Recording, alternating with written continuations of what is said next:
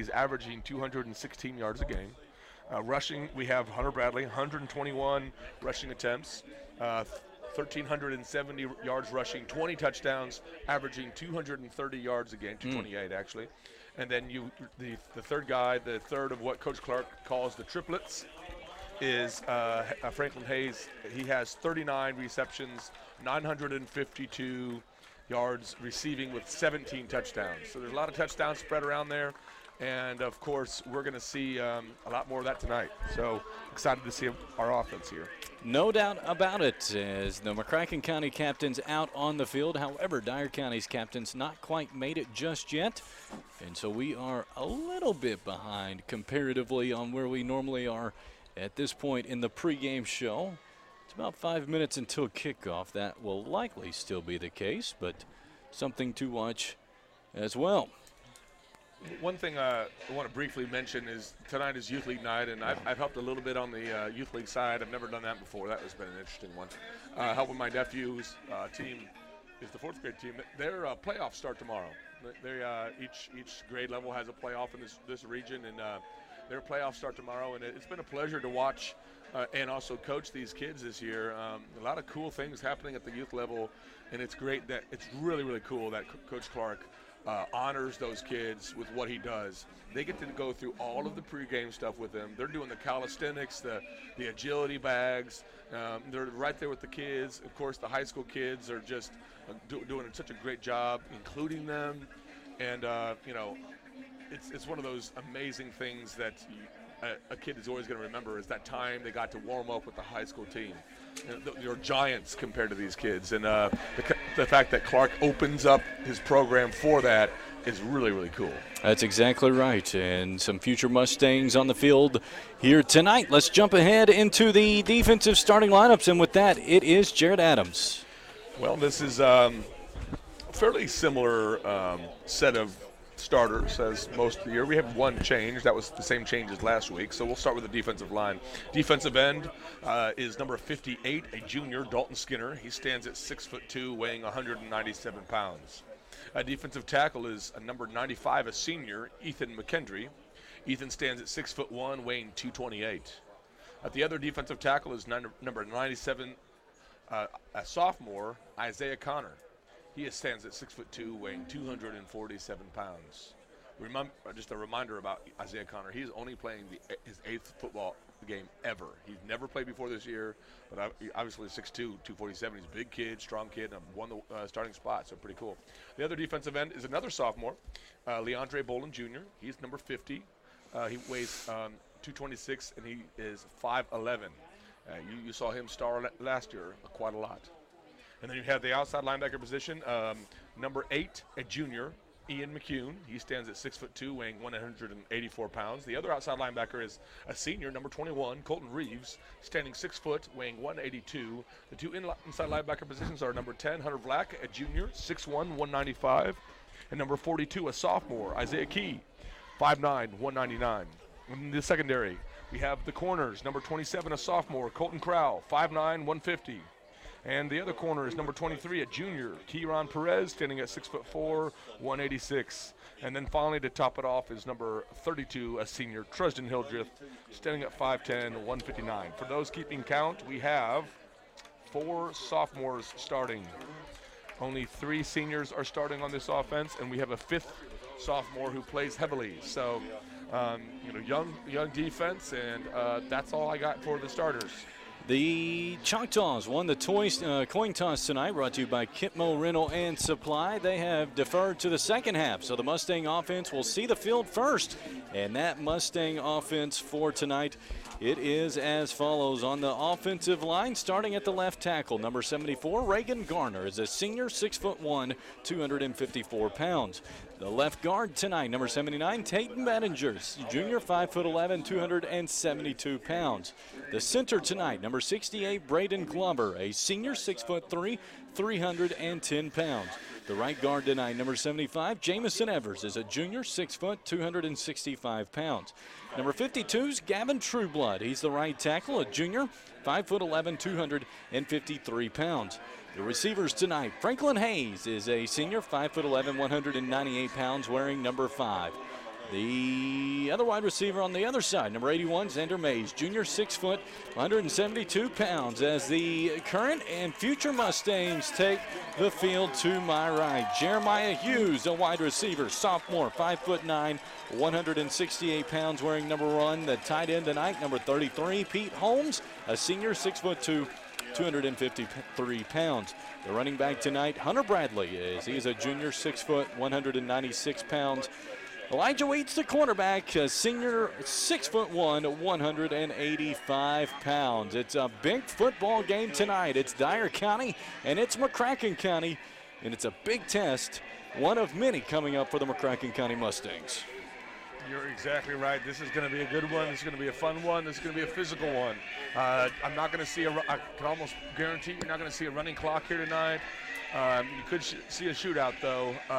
Two high-scoring offenses.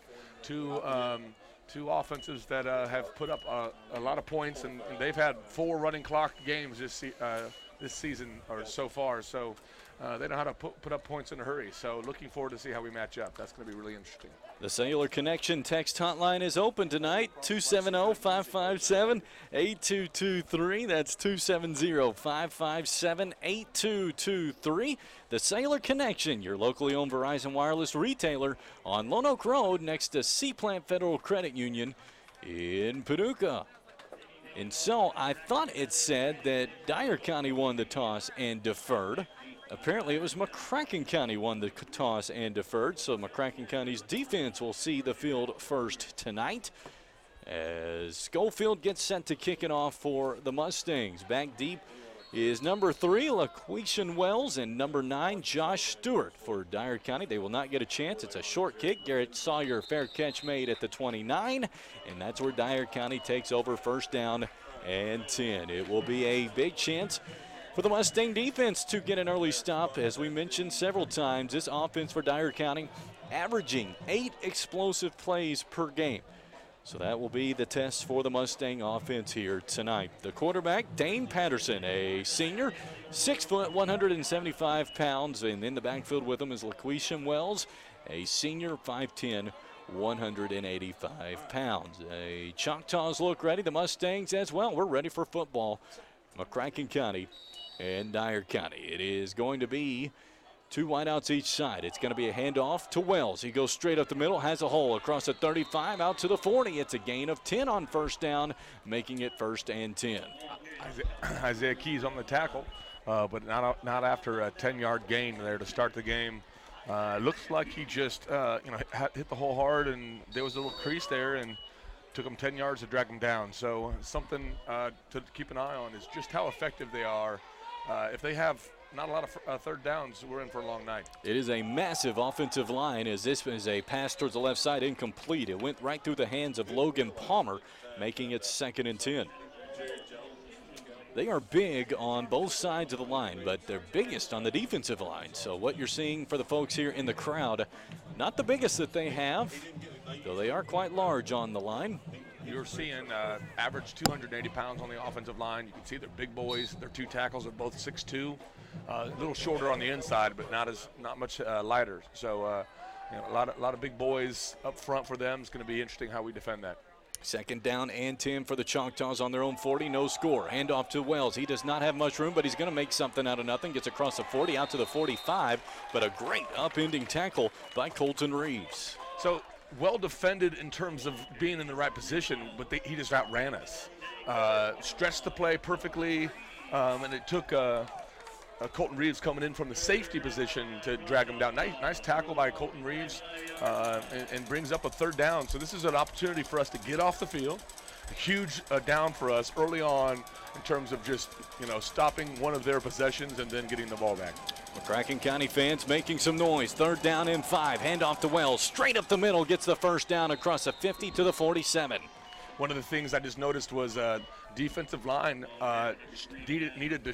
When that happens, it's all linebackers and safeties making tackles, and big holes to follow as well. First down and 10 for the Choctaws across the 50 to the 47. No score, just underway. It is going to be play action, dropping back to pass. A lot of pressure on Patterson. He is fumbled. It's loose. It is going to be recovered by Dyer County, but a massive loss on the play of about 20. Wow. One thing I'll say about us is our pass defense is good, both in the secondary, in which we're covering receivers downfield, which is why he didn't throw it. We were well covered. But then our pass rush can get to a lot of quarterbacks, and we did that really well. We've had a lot of dual threat quarterbacks we pretty much stopped this season. Maybe barring a couple runs by the Apollo quarterback. Overall, when they drop back to pass, I feel really good about it. So second down and 34, I think, it is a toss to the back as he gets some room across the 30, 35, out to about the 37. That'll make it third down and about 26, maybe 27. And another big opportunity here for the Mustang D. They had that play well figured out. We just missed a tackle early on, but able to drag him down. That was Tristan Hildreth on the tackle there from that free safety position. Now we're in another passing situation. Can't give up the big play. They're down in 27, dropping back to pass, looking over the middle of the field. It's incomplete. Well defended by a couple of Mustang corners, in particular. A great job by Tristan Hildreth. Yeah, Colton Crowell right there as well. One deflected the ball, one hit the wide receiver. Great job there breaking up that play. It's an obvious punting situation, so defense holds. And a nice job by the McCracken County defense to get the stop. Now to be a chance for the Mustangs to get the football back deep for McCracken County. Colton Reeves on the punt attempt coming up. I didn't watch the punter too closely, but I did watch at least a couple punts, and he didn't have much of a leg on him. I might be wrong. It might have been a different punter, but I only saw a 30-yard punt.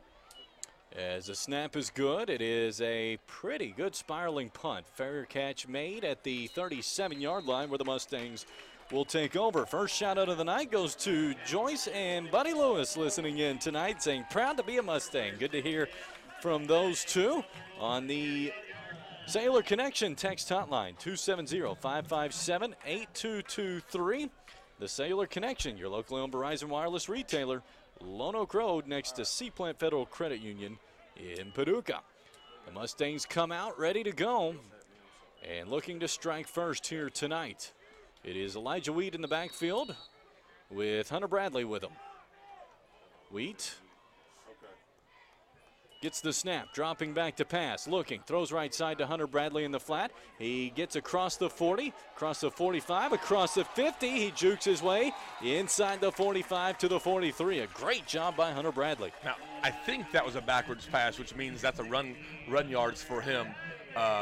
But regardless, you get Hunter Bradley in the flats one-on-one, and he's going to hurt you every time. So that makes it first down and 10 quickly in Dyer County territory as it's going to be a toss to Jeremiah Hughes Jr. He gets across the 40, jukes his way up to the 36, and that'll make it a manageable 2nd and 3. Very productive on first down so far. We had a first down and then a nice 8-yard run by Jeremiah Hughes, a sophomore, one of the guys that we're really excited about in the future. 2nd down and 3 now for the Mustangs. No score, just underway. As McCracken County and Dyer County territory, it is a handoff to Hunter Bradley. He cuts it up at the 35. Not much doing past that.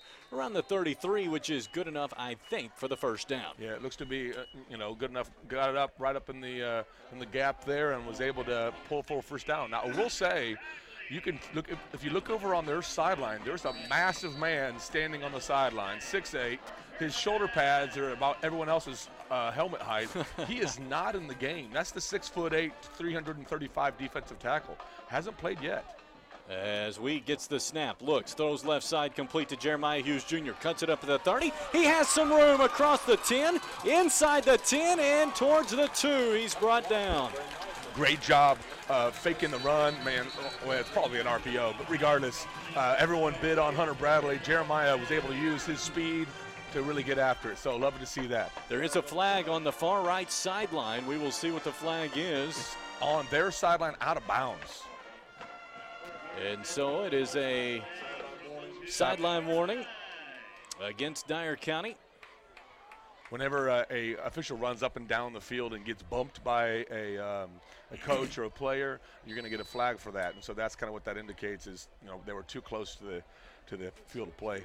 So first down and goal for the Mustangs at the 2. No score. It is a toss to Bradley, who scoots into the end zone for the McCracken County touchdown. That's, by the way, number 18 on the season. Nope, I'm wrong about that. That is 22 on the season for the junior, his first rushing touchdown of the night. A nice job by the Mustangs as they're able to march down the field on Dyer County and strike first. Now the swinging gate. We'll see what the Mustangs want to do on the extra point. In the swinging gate, you can go for 2 or go the extra point. They're going to go for the extra point. And there is a flag, though, so they apparently did not execute it correctly. They're saying offsides. It is against Dyer County. So now on the half-yard line, or 1.5-yard line, they bring in their 6th offensive lineman, Reagan Gardner, and they're going to try to get it the old-fashioned way. 2 points. And so 6-0 our score. The Mustangs march downfield for the first score of this one, now looking for the 2-point conversion. This is the Wildcat formation they're in, no quarterback. It is Hunter Bradley, and it is Hunter into the end zone for the 2-point conversion. And so a perfect start for the Mustangs, Jared Adams. Absolutely. Way to get after it on defense. Mixed it up. Got Jeremiah Hughes involved twice, both for nice size gains, and of course a little more Hunter Bradley, and we're rolling. As shout out to Walter Spillane listening in, saying let's go Mustangs on the Cellular Connection text hotline. A great job by both the Mustang offense and the Mustang defense getting the stop, and then conversely taking it down the field for the quick score and trying to set the tone early. Yeah, it did a great job, just kind of had their way with the Choctaw defense, picking up over 10 yards of carry on that drive, and then did a great job on the defensive side. Now we're going to go back and continue the work. You don't relax. You don't get too confident. You say, I stopped him on one drive. It could totally change after this, so I got to go out there and do my job. So looking forward to the defensive second opportunity. As it's an end-over-end kick, it will bounce at the 16, then be caught and brought out. 20, 25, out to the 30, and then out to the 35-yard line. It'll be first down and 10. Want to give a shout-out to Sheila Davis saying, keep it up, guys. Good to hear from you, Sheila. As that's brought to you by the Cellular Connection, your locally owned Verizon wireless retailer on Lone Oak Road next to Seaplant in Paducah. First down and 10 for Dyer County.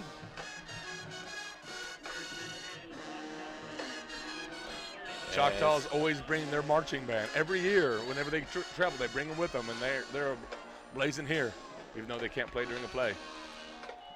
As it is a handoff towards the back, and not much doing. Getting across the 35 is LaQuisham Wells, but a gain of 2 tops. It will be second down and 8. A great job defending that. That was Isaiah Keys finally brought him down, but you're seeing Leandre Bolin doing a great job stretching the play. Colton Reeves right there really bottled him up, and he only gained 3 on the play. Now it's second and 8, or at least they're saying 2. So, is in the backfield, it's Wells. He gets the handoff. He's trying to go off tackle, but a nice job by Leandre Bolin Jr. as he was able to knock it loose, but Dyer County hopped right back on it. It'll be a loss of about 3, making it 3rd and 11. So a couple fumbling issues so far this game, but they've recovered both of them.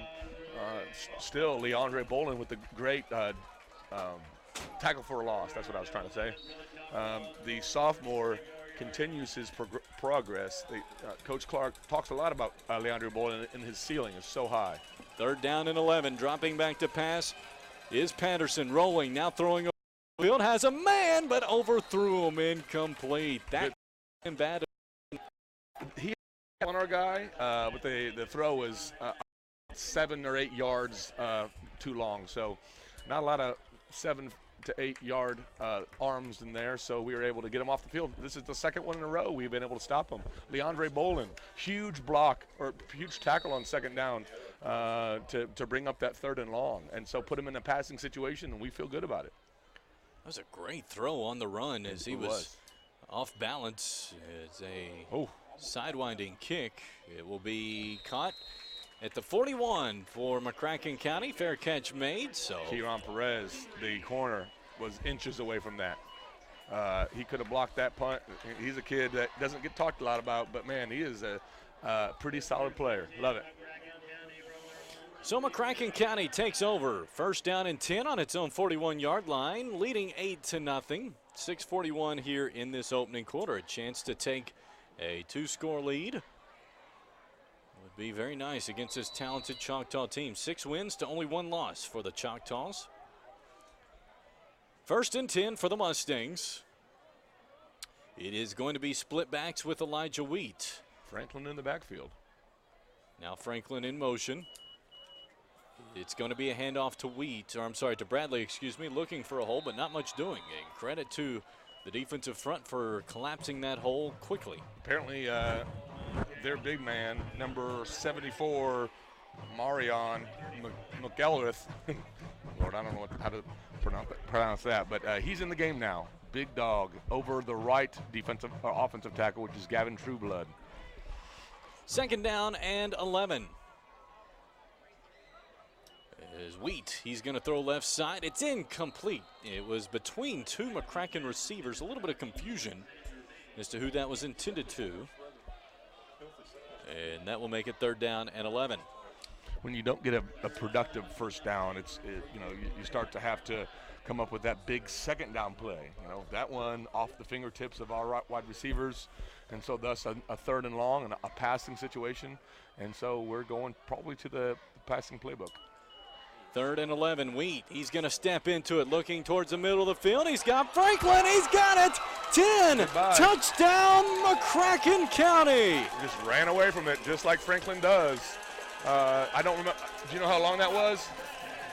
59 yards on the touchdown. 59 yards. He's over 1,000 yards on the season. He's only the second McCracken County player to ever get 1,000 yards on the season, and he's just under 20 yards away from his brother for the most reception yards in a season by a McCracken County player. As the extra point is up. No. Nope, 2-point conversion is up and in, and a great job by the Mustang offense to start this one tonight. No bye-week negative effects. It's all positive for the Mustangs so far. We've really, really benefited from the week off in terms of our energy, defense looking good, offense clicking, 16-0 right out of the gate. Can't really draw it up better than that third down and 11. I mean, it was pretty simple. There was trips left. Franklin had I would call it a skinny post, and then Xander Mays on the inside had a crossing route, and Elijah Wheat drops back, just throws it up for Franklin, and he had him beat by 4 yards by the time he caught it. So Franklin using his speed just to pull away and gets himself a touchdown and a 1,000-yard season. And so McCracken County leading 16-0. Something I didn't necessarily expect to see this quick. No, I especially the 16 points, I'm not surprised we're scoring 16 points. It's the zero, that they haven't really moved the ball very well at all against us, which is awesome. Putting that video of the last play up on Twitter. I'll try it on Facebook as well. As it is a short pooch kick. It's going to be caught at the 27, and a fair catch made right there for Dyer County. First down and 10. Just a great job both sides. McCracken County here tonight in the early going. But that's the thing, it's the early going. Yep, don't relax. No opportunity to relax.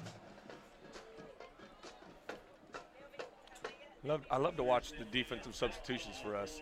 We substitute a lot more guys than you realize. We got Jackson Gruber in, inside linebacker, and another sophomore. His name is blanking me for some reason. No, I'm sorry, Nathan Helmich. He's in an outside linebacker. Trying to keep kids fresh, I guess. It is a handoff to Wells, and there is nothing there. A great job by the defense to collapse that hole. Nathan Helmich, the sophomore. When I said there was 4 sophomores who started and a 5th who played an extensive amount, I was talking about Nathan Helmich. He's been a bright spot several times. A couple times, like Marshall County, they substituted him in the second quarter, and Marshall County's offense stopped. He crawled to a stop. He was very disciplined. He's always in the right spot. He's a thinker, and you'd love to see him getting some reps here. The 2nd and 12 is a handoff. Nope, quarterback keeper. Patterson across the line of scrimmage out to the 30. It's going to be a gain of about 5 to make it 3rd and about, I'd say, 7 with the loss on 2nd down. Jackson Gruber on the tackle. Lost his helmet on the play, but great tackle. That was a zone read. The quarterback kept that right up the middle, but I was only able to gain a couple yards, bringing up a possible passing situation, which, of course, I like. 3rd down and 7. As the Mustang fans making some noise in front of us. 16-0 McCracken County, 4:48 in this opening quarter. Just a note, their backup quarterback is one of their wide receivers, so look for a double pass. As they do pass towards the flat, it's caught by Stewart, and he tries to get towards the first down marker. Is going to be about 3 yards short to make it 4th. Let's call it 2. Yeah, that's the quarterback they passed it to. I thought initially it's going to be a double pass. That's why I said it. He kind of lined up a lot deeper than I thought he should. But he took off and brought up a 4th down, which looks like they're going for it. Big call here. 4th down and 2 for Dyer County, trailing 16-0, going for it 4th and 2 on their own 35-yard line as everyone scrambles to the line. One thing McCracken County cannot do is jump off sides. That will be a 1st down. It is a snap. Throw left side complete to Sawyer. Nothing doing. He's dropped in the backfield. Great sniff out. That was Kieron Perez, but Colton Reeves right there to help on that. Kieron Perez gobbles that up. What a silly play, in my opinion, to go for it. 4th and 2, way deep in your field. We're on the 37-yard line starting our offense. We have 37 yards to go. Want to give a shout out to Rick Pittman saying in Old Lone Oaker listening, who's a McCracken fan. Go Mustangs. Thank you for that, Rick. Good to hear from you. As that's brought to you by the Cellular Connection on Lone Oak Road next to Seaplant in Paducah. 1st down and 10 for the Mustangs on the Dyer County 32, leading 16-0. As Wheat over the middle of the field has a man, as that's caught towards the 20. It looks to be Masick on the 1st down. That is a money play. Every time they run that, it hits. I mean, I think maybe we've dropped it one time, but every time it's a little tight end dump is what I would call it. It's a play action pass. Pass it to Masick. He catches it every time. 1st down at the 20. Handoff to Hunter Bradley off the left side. Gets about to the 14-yard line. Gain of 6. 2nd and 4. Hunter Bradley continues his winning ways. Rarely is he going anywhere but forward. And, Hunter Bradley helped out a lot by the offensive line. I talked to Coach off air. How much of the success of the offense is the offensive line versus Hunter Bradley? I'll talk about that in a minute. As Bradley has another hold, then brought down by a face mask, and then his body was tackled sideways, but he gets up and is okay. But that was scary for a moment, the way they tried to bring him down. One of the things that Coach Clark said. They say it's against McCracken County. I thought it would be a face mask against Dyer County on the horse collar. That's weird. How? How do we horse collar somebody? And so that will go against McCracken County and knock the Mustangs back to about the 24-yard line, 23-yard line. So it'll be now behind the sticks, 2nd down and 13. Wow, sorry. This baffles me. 2nd and 13 for the Mustangs. Coach Clark is livid on the sidelines right now. Snap. Wheat dropping back, looks over the middle of the field. It is caught by Hayes, and he has it inside the 10 to the 6. That's good for the 1st down. Great job by Franklin Hayes. He almost stepped out of that tackle and scored. But, just like that, we get it back through the air. I would say so far we've been as effective through the air as we have on the ground. 16-0, McCracken County. 2:55 here in the 1st. Bradley's in the backfield behind Wheat. Hunter sends Franklin Hayes in motion. It is a toss to Franklin. Tries to cut it up right side, but it's going to be stopped in the backfield for a loss. A nice job defending that particular play by the Choctaws. What they did was we shifted our tight end and our up back to the right side right before that play, and then sent Franklin in motion on a jet sweep. A lot of bodies there, but they were able to bust through and bring Franklin Hayes down for a loss. Brings up 2nd and 8. Nope, I'm wrong. 2nd and 13 for the Mustangs. Off. 2nd and goal, I guess, is the correct way to put it, as Wheat calls out the play call. Now they shift 2 in motion again. Snap. It's going to be handoff to Bradley. He tries to cut it up, then finds some real estate on the right-hand side. He'll take it to the house, making something out of nothing. Is Hunter Bradley for the 13-yard touchdown. Love his effort. He's always going. He spun out of a tackle and cut it right back. Made it from the other side. Love it. Love to see the junior running back continue his winning ways. What a start here for the Mustangs. Absolutely dominance on both sides of the football. 22-0 here at the moment, as there's a flag. And I think it is offsides against Dyer County. Did it again. Swinging Gates getting them. We always talk about how teams have to spend a lot of time in practice working against this swinging gate. Dyer County may have just said we pass. Well, I'll say this. They're going to call a timeout. What happens is it looks like they're going for it every time. Mm-hmm. I mean, Colton Reeves is the quarterback in this formation, and he does his hands and hike, but right before and then they all set up for a PAT. You can't tell when they're going to go or not until they shift. So that's something I love to see that we do so well, and it's obviously effective tonight. So McCracken County's got the timeout to talk this one over for the 2-point conversion. It is, though, for Dyer County. I think the bigger story, the McCracken defensive front is shutting them down. Yeah, they really are. Defensively, we're playing really, really well. And to be honest with you, we've done a good job just flying to the football and on the edge where we've been hurt a lot.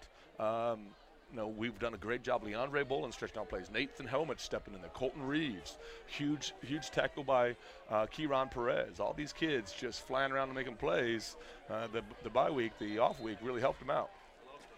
By the way, Franklin Hayes, he needs 78 yards. He has 74 on the night. That's pretty good. In 5 yards, he will become McCracken County's new season leader in receiving. So the Mustangs back out for the 2-point attempt. That band you hear, Dyer County, as they've talked about, came to the trip tonight across the way. And now looks like another flag comes out, and it's going to be on the band. They must not know the rules. On Dyer County's band, I should say, is the... Now they are told to hush up. They do. I wonder what is the penalty? Unsportsmanlike? It would be. Our band knows the rules quite well and does not do that. Dyer County's, that's a couple of times. It sounded good. It did. Not a lot of people do that. Not during the action. They did sound great, though. Yeah. Also, our band sounding awesome on the anthem. Can't wait to hear them at halftime. You get better every week. They are phenomenal. So the 2-point conversion coming. It is going to be a nice throw in the flat for the 2-point conversion to Pete Holmes. What a start for McCracken County. Yep, Pete Holmes, little flare route right there, able to fake the block and get that extra point, which of course makes me happy because if you've ever met Pete Holmes, if you've ever had the privilege of meeting Pete Holmes, you can't help but smile. Mm-hmm. One of the nicest guys I've ever coached. Genuine kid, do anything for you, run through a brick wall, and you love to see him getting a little love. Fantastic senior season. I could talk a lot about Pete Holmes. Wanted to be a wide receiver his entire time when he was in middle school. He was our left tackle, and getting to do that his senior year, and mostly blocking, but still. Yeah. And so 24-0, our score. As McCracken County just doing a great job tonight dictating this one.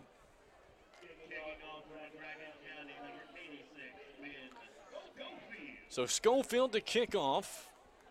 Don't go anywhere. This one not over, though.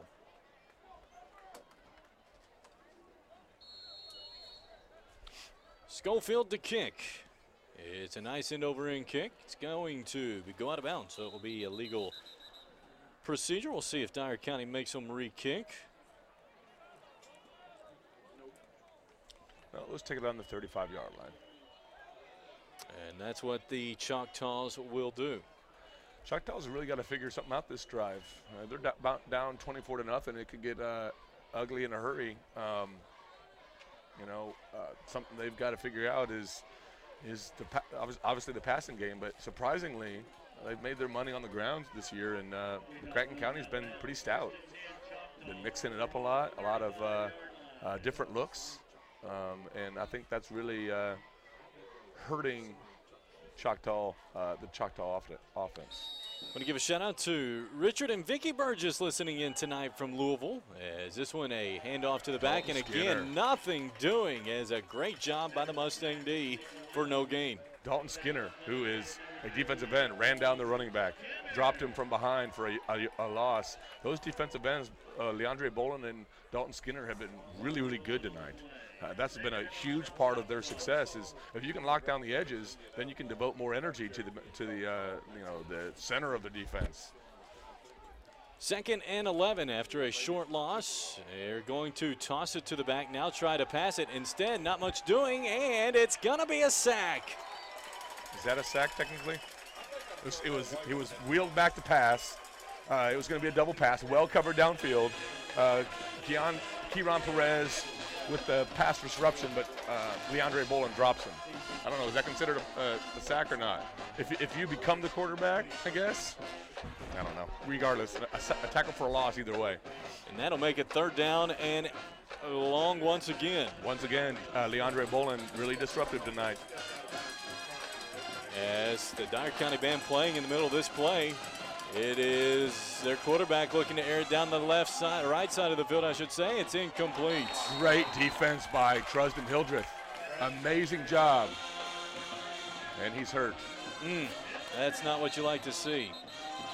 As he goes down favoring his ankle, it looks like. And the band still has not stopped. No, they haven't. Dyer County's band, that is, if you're just joining us, made the trip. Not supposed to play during plays. You're going to get a penalty for that. And now we are watching Trusden Hildreth on the sideline as he is favoring his ankle. I think he either came down wrong, I guess. And so that is big news for the Mustangs secondary. Well, I will say that I'm not real sure how they replace Trusden. You can't. But I believe Colton Reeves will rotate back there. But that's rough. We've been pretty healthy all year too. Mm-hmm. And so they are helping him up, but not putting any weight on that. Yep. He is not able to bear weight on it at all as he is heading towards the sideline. So that is a big injury for the Mustang D. Great pass breakup. Timed perfectly, swatted that thing out of bounds. Could have pulled down the interception, but he realizes that it's 4th down. We're going to get the ball right back. So I hate to see that. Hopefully everything works out for him. Maybe it's just a rolled ankle. Everything was going well for the Mustangs, but my goodness, that is big. So we will hopefully get a positive report on that. It is 4th down and long for Dyer County, so they will punt. It is a high snap that's going into the end zone, and that will be a safety. When it gets bad, it can only get worse, and that's exactly what's going on for Dyer County. I think their band is hurting them more than it's distracting us. It has not been a good thing when their band's going nuts right now, I know. too. You just got a safety. It's so. This is bizarre. I'll be honest with you. This is bizarre. Why in the world is this band just going nuts over there? It's Dyer County's band if you're just joining us as they made the road trip here tonight. They do this every year, by the way. They do. Every year they come here. They always bring their band. And so it will be a safety to make it 26-0. And now McCracken County will get the football. And that's the great thing. You have a chance to blow this one out of the water late first quarter, early second quarter. This is amazing. I mean, I would not. We said no running clocks tonight. We might have to walk back on that. As it will be a kickoff, actually around the 20 for Dyer County, and so the Mustangs will be in great field position. Yeah, this is the safety. I think in the NFL they punt it, but in high school it's a kickoff. Maybe it's their choice. Regardless, they're punting it from their 20. We're expecting to get it around probably kicking from their 20, around the 30-yard line, our 30-yard line. And so they are set to go. It is a very nice kick, but that far back it can only go so far. It's going to be returned at the 30, out to the 40. As Jeremiah Hughes Jr. looks for a hole, out to the 45, brought down at the 50. So great field position for McCracken County. We get another shot at offense, so love to see that. Good news, I'm watching Trusden Hildreth walk on the sideline. He is without a shoe, and he's walking gingerly, but this is really, really good news. That means there's no broken bones. It's probably a rolled ankle or something like that. They're going to wrap that thing up. I don't know if he'll play again tonight, but regardless, this is good. As Hunter Bradley gets off of a bounce of a lineman, he gets across the 50 to the 47. Going to be a gain of about 2, 2nd and 8. Hunter Bradley, between the tackles tonight, has not had a lot of opportunities. They got quite the offensive line. They have the kid we've talked about already, number 74, 6'8", 352, and then they also have number 79 out there right now, who is 6'8", 350. I'm sorry, 6 foot 350. So he's more of a bowling ball shaped, and they're doing a pretty good job stopping up that inside run. And so this first quarter's over. It's McCracken County 26, Dyer County nothing. There's nothing you can say negatively about the Mustang performance so far tonight. Oh man, sharp on all aspects. We've really been sharp. They've made a ton of mistakes. You're talking about mistakes like a punt snap over the head, like 2 fumbles. Now they recovered both, but huge losses on both. Can't get anything going through the air. We've been able to get after the quarterback. Lots of tackles for a loss defensively. It's been pretty impressive. So far, 26-0, just beginning the second quarter. Not a lot of bad things you can say about us so far tonight. So first play of the second quarter coming up. 2nd down and 8 for McCracken County. Pete Holmes in motion. Snap. It is going to be a handoff to Hunter Bradley. Lee jukes across the 45 and kind of scampers his way to the 43. Going to make it about 2nd. Let's call it 3 or 4. Be a 3rd. 3rd, I'm sorry. Yeah, 3rd and about 4. I thought he got a little more, either a bad spot or he stepped out of bounds earlier than I thought. I thought he had up, like 3rd and 2. 3rd and 4 officially. 26-0 McCracken County. Just an unbelievably great start by the Mustangs, both sides. Now looking to continue that. Wheat, since Jeremiah Hughes Jr. in motion. He's looking to pass it. He will pass it down the field. Has a wide open man. It's Xander across the 30 to the 29. Xander hauls that in for a nice 3rd down pickup. We've been pretty effective. And the band plays on. That's exactly right for Dyer County. Tooting their horns. That was kind of a weird. It is not in sequence with the game. It's a lot going negatively for Dyer County, but credit to them. They're not going to let that affect their night. I admire that. I don't think they care about the game, That's really. right. 1st down and 10 across the 30 to the 29. It's Weed dropping back, looking.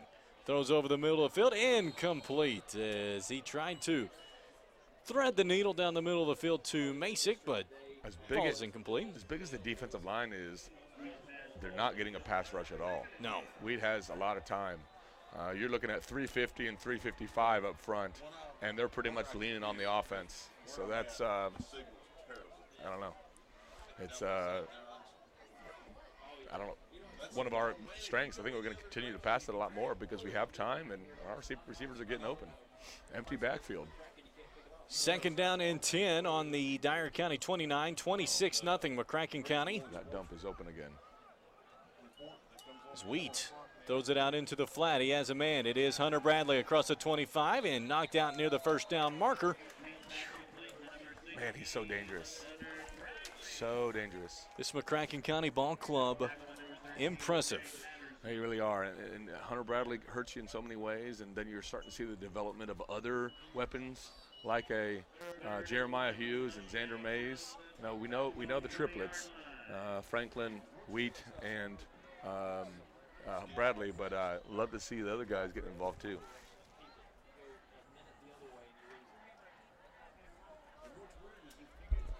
So it is third down and 11.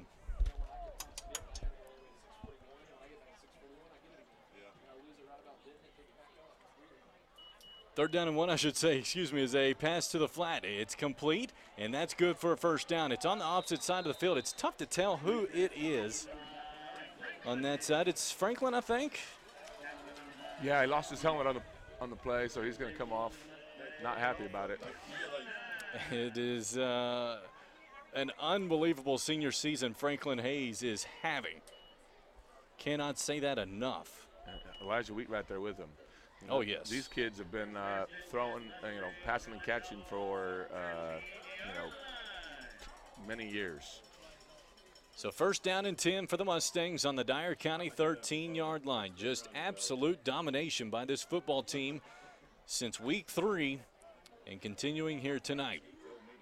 Split backs beside Wheat. So he gets the snap. He is going to hand it off to Hunter Bradley. He jukes inside the 10, inside the 5, all the way down to the goal line where he's just short. Oh, half-inch line. Oh, they're saying 1, 2. I think that's baloney. Hunter Bradley, you could just watch him. He's just dancing through there, high-stepping over people. He's got really a whole lot of moves. He's not just a power back. People just watch and say, oh, man, Hunter Bradley up the middle. But you watch him. He's got speed on the edge. He's great hands. I mean, if I was a college, I'd be looking and saying, man, this kid is deceptively multi-talented. Wheat gets the snap. He hands it off. That is on the right side and into the end zone for the touchdown for Jeremiah Hughes Jr. Jeremiah Hughes Jr., awesome job by him. By the way, I believe Franklin became the leading receiver in McCracken County history earlier that drive with that pass on that sideline. That topping off or continuing the amazing success he's having. Mm-hmm. So it will be an extra point opportunity now for McCracken County. Wow, I was not expecting the score.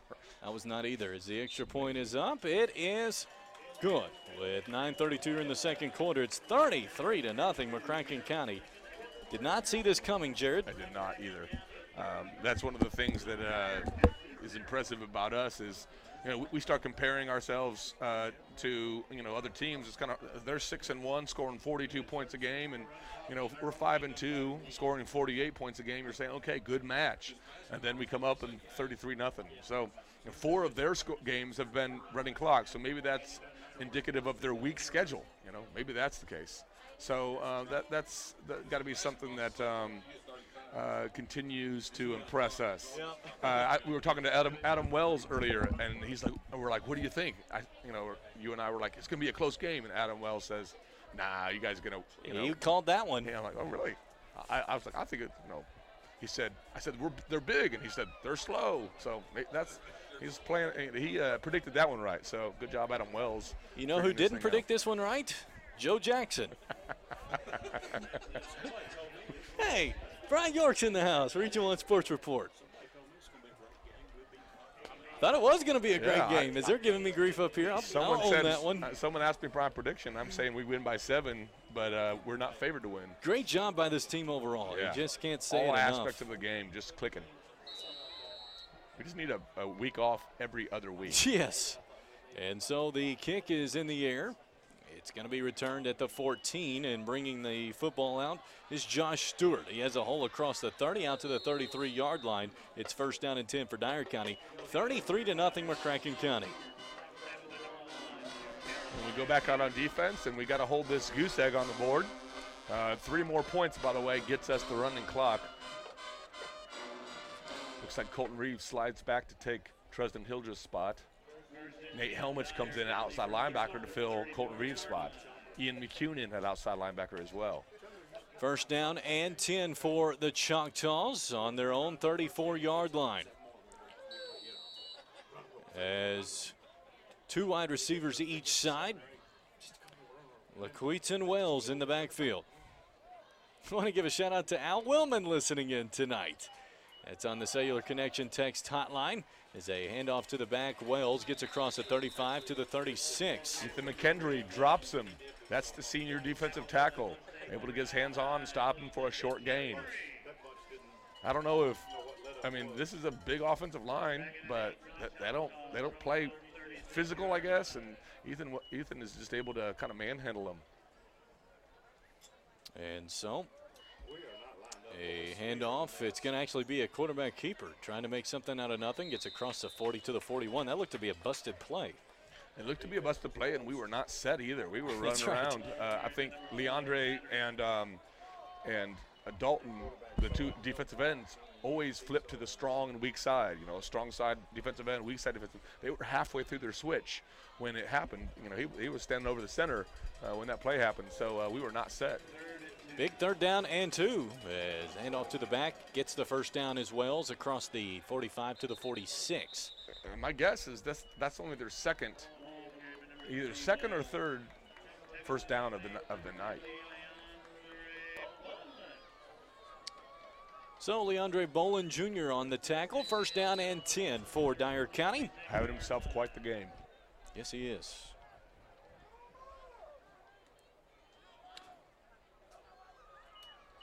Handoff to the back. It's across the 50 to about, still on his feet, across the 45 to the 42. Couldn't see the back. Was that Wells?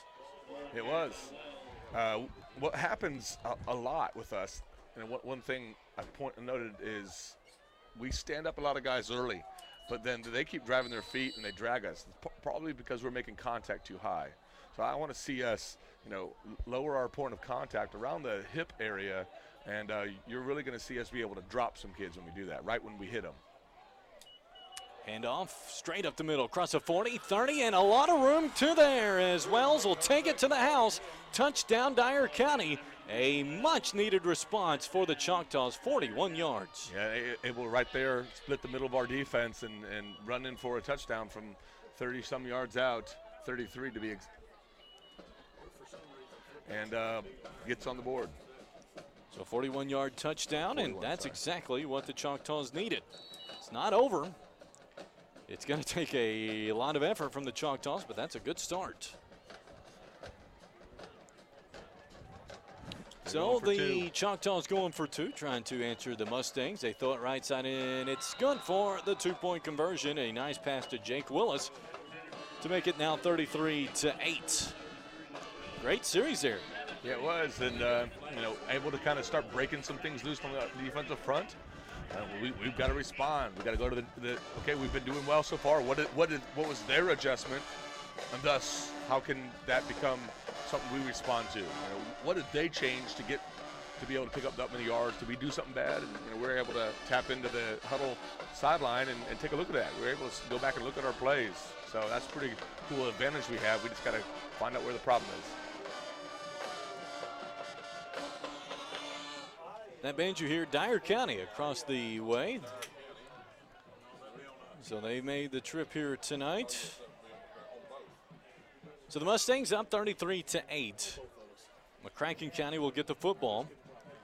Paducah Tillman is up on Union County 21-0. That's what we were expecting in that one. Is Union County with a little bit of injuries they're facing this season and just not quite as talented as seasons past. And Tillman, conversely, very talented and doing a great job leading in that one 21-0. As I scroll through, looking for more scores here tonight. I know Henderson County had a big matchup with Apollo here tonight in Henderson. Yeah, they played last week. As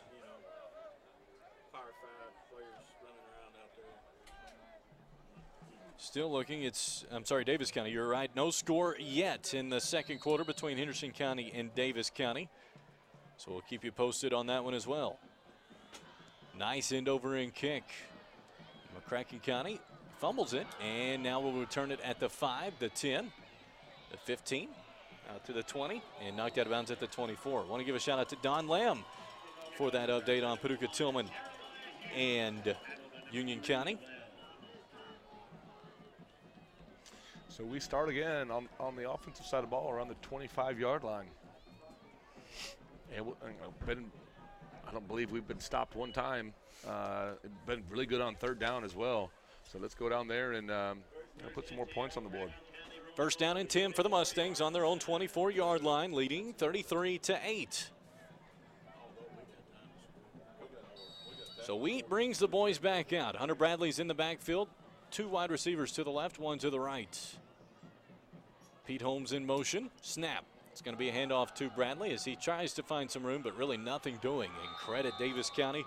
The big boys up front able to close up that hole quickly. It's going to be 2nd and 10. Yeah, Dyer County is really big in the middle, and so what's happening is anytime we're trying to run there, that big 74, he can stand up 2 of our guys, and which means some linebackers free. 2nd and 10 for the Mustangs on their own 24. 6:55 in the first half, just dominating performance tonight by the Mustangs. Wheat dropping back, looking, still looking, throws it over the middle of the field. It's incomplete as he was looking for Jeremiah Hughes Jr. As McCracken County leads 33-8 in a shocking start to this one against 6-1 Dyer County, who has some high-quality wins, but the Mustangs just playing unbelievable football all around. 3rd down and 10. 3rd down we've been pretty good on all night. 3rd and long has been something we've been able to come back from as we set up for the passing situation. Wheat looks over the defense. He is set. 3 wide receivers to the left, 1 to the right. Elijah gets the snap, dropping back, throws over the middle. It is complete to Hughes, who breaks a tackle across the 40 out to the 45. That's good for a 1st down. Jeremiah Hughes comes up big. He was knocked down pretty hard on the previous play, comes right back to him, and able to pick up the 1st down. Want to give a shout out to my brother Mark is listening in tonight along with Jenny and Mason. Good to hear from you 3. 1st down and 10 on the 43, brought to you by the Sailor Connection, your locally owned Verizon Wireless retailer on Lone Oak Road next to Seaplant Federal Credit Union in Paducah. As Hunter Bradley, the handoff to him, not much doing, but he is carrying a couple of Choctaw defenders across the 44 to the 45. They keep on trying the middle of that defense, trying to spring one, but really what they're doing is they're just muddying it up. The defense is. They're just kind of plugging everything up, and he's sitting behind a wall of offensive linemen who aren't getting the push that they need, so they only gain a yard. 2nd down and 8 for McCracken County on the 45, leading 33-8. Wheat throws left side. It is complete to Franklin Hayes. He jukes, gets a man to miss across the 50. Another man to miss across the 40. And he's going to be knocked out of bounds around the 39-yard line. A great job by Franklin Hayes. Franklin Hayes doing great things this season, breaking lots of records. One record that he is now gunning for, now that he has the single-season receiving record for McCracken County, is the catches record. Currently, it is 55 catches, and he was at 39 to start the game. So he's at about 43, 44 now. Wheat sends Jeremiah Hughes Jr. in motion. He drops back, looking to pass, escapes some pressure, and he's going to be brought down behind the line of scrimmage for about a 2-yard loss. Made it back to the 40 to make it a minimal loss. Going to make it 2nd and 12. Stepped under the first round of pressure, but and then tried to take off running, but couldn't find anything in the middle of that. 2nd and 12 for McCracken County on the Dyer County 40, leading 33-8. 5:20 here in the first half. Nick Mason comes on the field for Jeremiah. They pretty much always substitute out. They don't, Jeremiah and Nick, the two sophomores on this offense, rarely rotate on, play at the same time. So they're bringing in Nick Mason, and then they call a timeout. So timeout on the field. We'll take one with them. It's 5:06 in the first half, 33-8, McCracken County.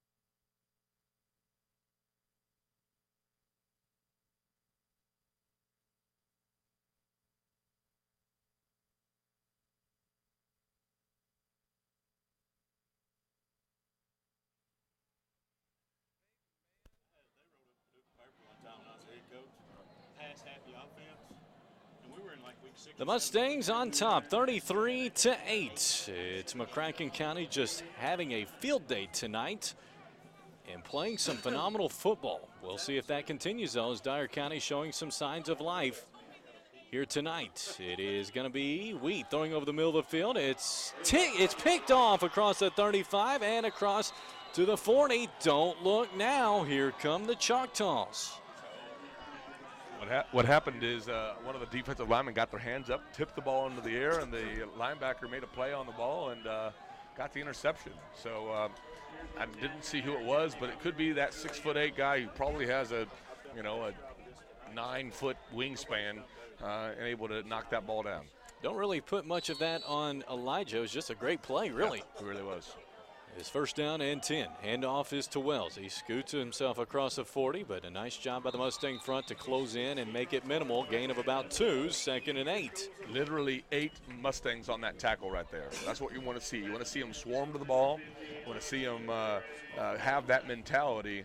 That's what's going to bring people down.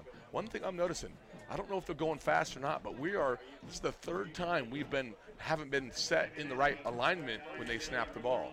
They come up to the line to set, and then we react to it, but we're always slow to it. See, now we're out of position again. 2nd and 8. You are correct on that. As they hand off to Wells. Nice job, though, by the Mustang front. Nothing doing. Gain of 1 tops. It's going to be 3rd down and 7. Dalton Skinner, big job by him, and then Jackson Gruber comes and cleans it up. Those two guys, juniors. 3rd down and 7 for for Dyer County. The Mustangs lead 33-8. Now under 4 minutes left in this first half. The Mustangs started hot. Dyer County making some adjustments, though, trying to get back in it. The Mustang fans making some noise, dropping back to pass. A lot of pressure. They throw it left side, incomplete. Nice job by the Mustang front to blow that play up. Looked like they had a screen set up and no one was there, so he just tossed it out there and brings up a 4th down. What I'm curious about is this a 4-down territory for them? They went for it a lot deeper in their own shadow of their own end zone before. No, they're bringing in the punter. Smart move. Yes, it is. That was dangerous the first time they tried it. It did not work. McCracken County made them pay. But now, to be honest with you, the last time they brought on the punter, he sailed into the end zone for a safety. That's true. So who knows? I can understand both thoughts now. So it is a punting situation for the Choctaws on their own 43. Good snap. It's a nice punt as it bounces at the 31 and taken over right there. The Mustangs will. 1st down and 10. 33-8. McCracken County looking solid the first quarter and a half. The last series or two maybe not as sharp, but still. Defense looked good on that series. Mm-hmm. Did a good job, disrupting that running defense, and then the screen game wasn't there for the Choctaws. And now let's see us get back at it on offense. Quick change, defense dug the offense out of a hole. Not very many times that's happened this season, but I love the change in the mentality of the defense. They're kind of looking a little more hungry. 1st down and 10 for the Mustangs on their own 31-yard line. As Wheat gets the offense set. 2 wide receivers to the left, 1 to his right. Wheat hands it off to Hunter Bradley. He has a hole this time across the 40, across the 42 to the 43, gain of about 11. and that's going to be a first down for McCracken County. Little off-tackle run there and well blocked and able to pick up 11 yards, more of what we're used to when Hunter Bradley runs. We're not used to seeing him get stopped very often. Every once in a while, he get plugged up in the middle and get dropped for a short gain. But here we have an 11-yard gain to move the chains. First down and 10 for the Mustangs on their own 43, leading 33-8. Quick throw left side. It's complete to Franklin Hayes across the 45 out to the 47. Gain of about 4. 2nd and 6. Something I'm seeing several times is some pretty angry Mustang players coming off the field, kind of trying to convince their coach of something. I don't know what it is, but it looks to me that the Choctaws probably getting in some extracurriculars. Franklin actually was steaming Matt earlier, and then I saw Isaiah Keys as well. Jeremiah Hughes Jr. in motion. Wheat looking. He's going to air it out down the right sideline. Has wide open Franklin Hayes. He can walk into the end zone. 53 yards on the touchdown. A little vertical switch there, and it was off to the races. Great play call, and of course that was about as wide open as you can come. And there we have it. We're at 31 points. Love to see us go for 2 here, make it 33, and then get into that running clock region. So the Mustangs respond and do it in fine fashion. As snap's good, hold good, kick is up, and it is good. 2:30 here in the first half. It's 40-8. All around domination, my friend. Yeah, to be honest with you, what's surprising is the small amount of receptions that Frank averages a game. You're talking about 4 or 5 receptions, and he's over the 100-yard mark, I guarantee you already. So just his average. He has had a phenomenal senior season. You can't say it enough. A lot of that goes to Franklin Hayes. A lot goes to Elijah Weed. A lot goes to the offensive line, the teammates. He'll tell you, like he told us on Wednesday night, it's a team thing. Yep. Why he and the Mustangs are doing so well. And you can really tell in the 3rd year of Coach Clark's offense that the team is comfortable with it, right? They understand the little parts of it. Yeah, they can run the plays, but they couldn't run the plays with the small nuances that gets them open. And you're just seeing Franklin really just exploit defenses left and right. Schofield to kick off. It's a nice kick. It will bounce. Nope, he caught it to 20 and return 25, 30. As he shifts field, he's maybe got some room now. He's got a cavalry in front of him across the 50, across the 40. He cuts it up inside the 30, and he'll be brought down at the 18-yard line. That's about a perfect return as you can have by Dyer County. Ben Schofield turns on the jets to turn him back inside, really save the touchdown. Just a little-known stat, we have not had one run back on us this year. I thought that was going to be the first one. It was close. It was. So now defense is a less than 20-yard field trying to get a stop here. Love to see it. I want to see the defense thrive in certain specific situations. I want to see the defense, with their backs to the wall, stand strong and turn them away and make them force a field goal, And those are the types of things that I really want to see, because that is something to build towards the playoffs when you could possibly see a game-winning situation. You want to give them opportunities. Sorry, it was Julian Mitchell got me on that one. That was funny. And it was first down and 10 now for Dyer County, but they're moving the football back, so we will see. There's a penalty apparently on Dyer County. I want to give credit to the officials doing a great job tonight.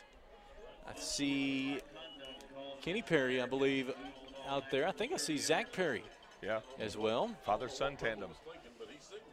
It's a great officiating crew once again. So if you know the Perrys, pass along our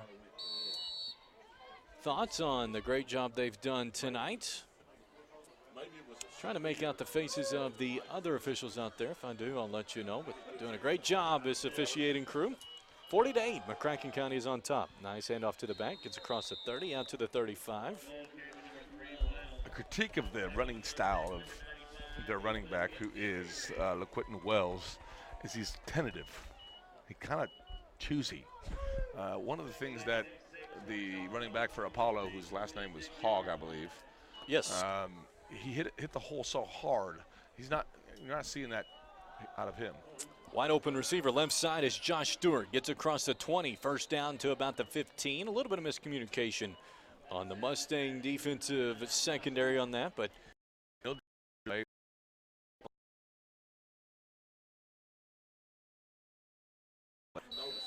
he is a gamer. Yep. And that is great to see. You've got a slot receiver uncovered. They are trying to pass it towards the other side of the field.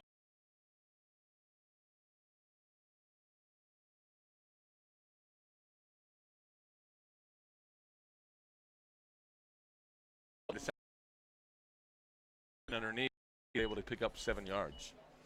2nd and 3 for Dyer County on the 8 of McCracken County. The Mustangs lead 40-8. Minute 10 left here in the first half. There is a timeout though before the snap by McCracken County. And so this is a big moment here for Dyer County. McCracken County is going to get the football first in the second half. If you're Dyer County and want any chance of a comeback, a score here is pretty much a must. Yeah, you're right. I mean, any opportunity you get to put the ball in the end zone, you're going to have to, because coming back on the other side is a very, very powerful, talented offense, and we're going to continue to put up points. We still got eight to go before we hit our season average. Tristan Hildreth coming back off he is limping, but he wants to be out there. I'll give him credit. It's trainer Aaron Swain just basically forcing him off and joking about it. But my guess is he's rolled his ankle, and they've taped him up really, really well to keep the swelling from happening. It still hurts really bad, and so you can only go as much as that swelling will allow him. So curious if he gets much more playing time this game. 2nd and 3 for Dyer County on the McCracken County 8. Minute 8 left in this second quarter.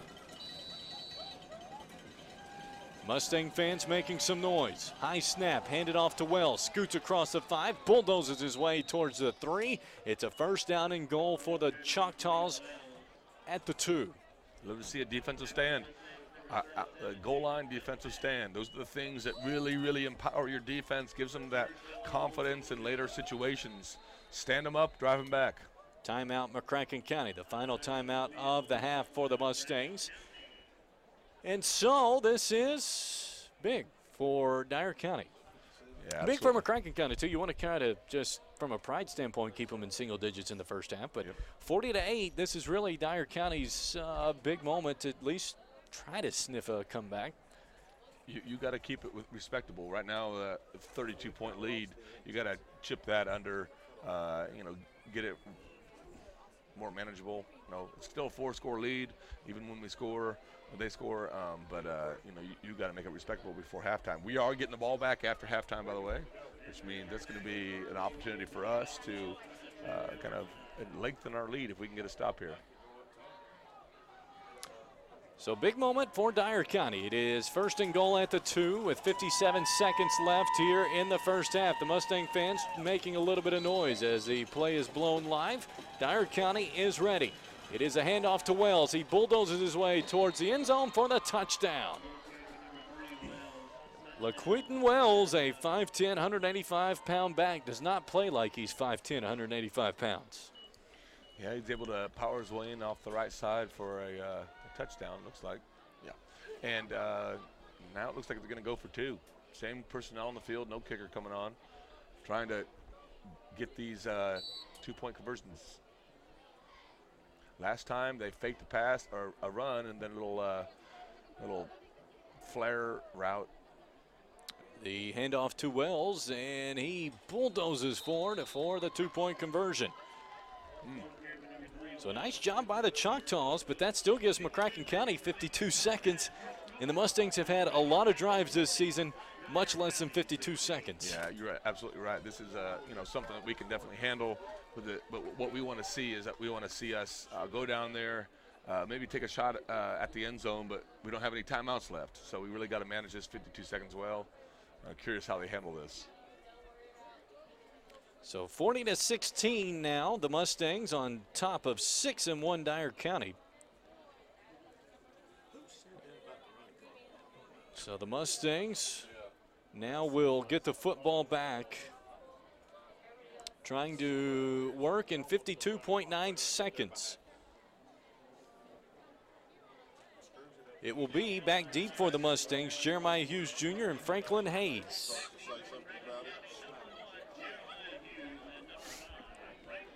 So the Choctaws are ready, the Mustangs as well. 40-16, McCracken County, 52 seconds here in the second quarter.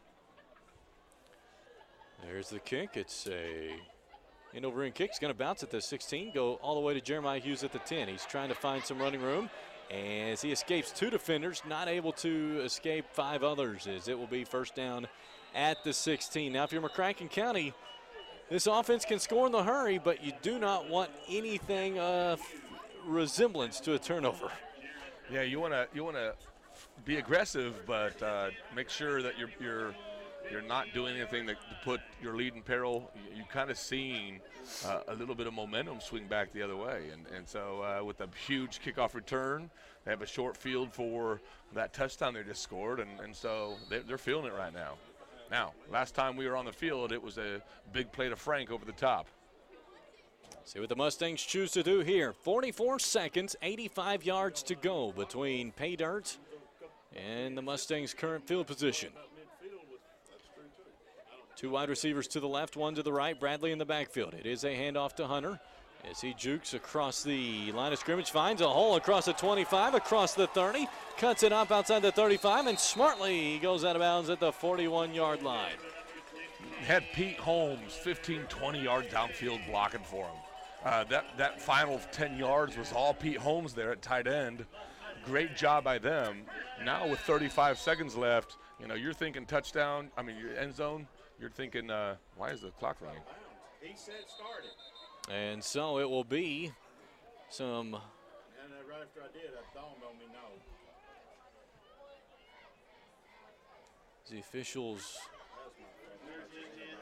converse for a quick moment.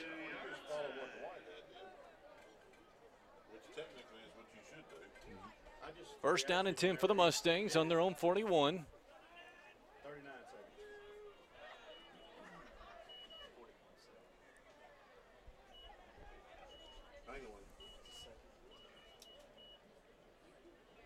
And so McCracken County leads 40-16. Our score here at the moment. McCracken County will have it and try to end this half the way it started. Just a dominant scoring drive. First down and 10. The play is live. It's Wheat.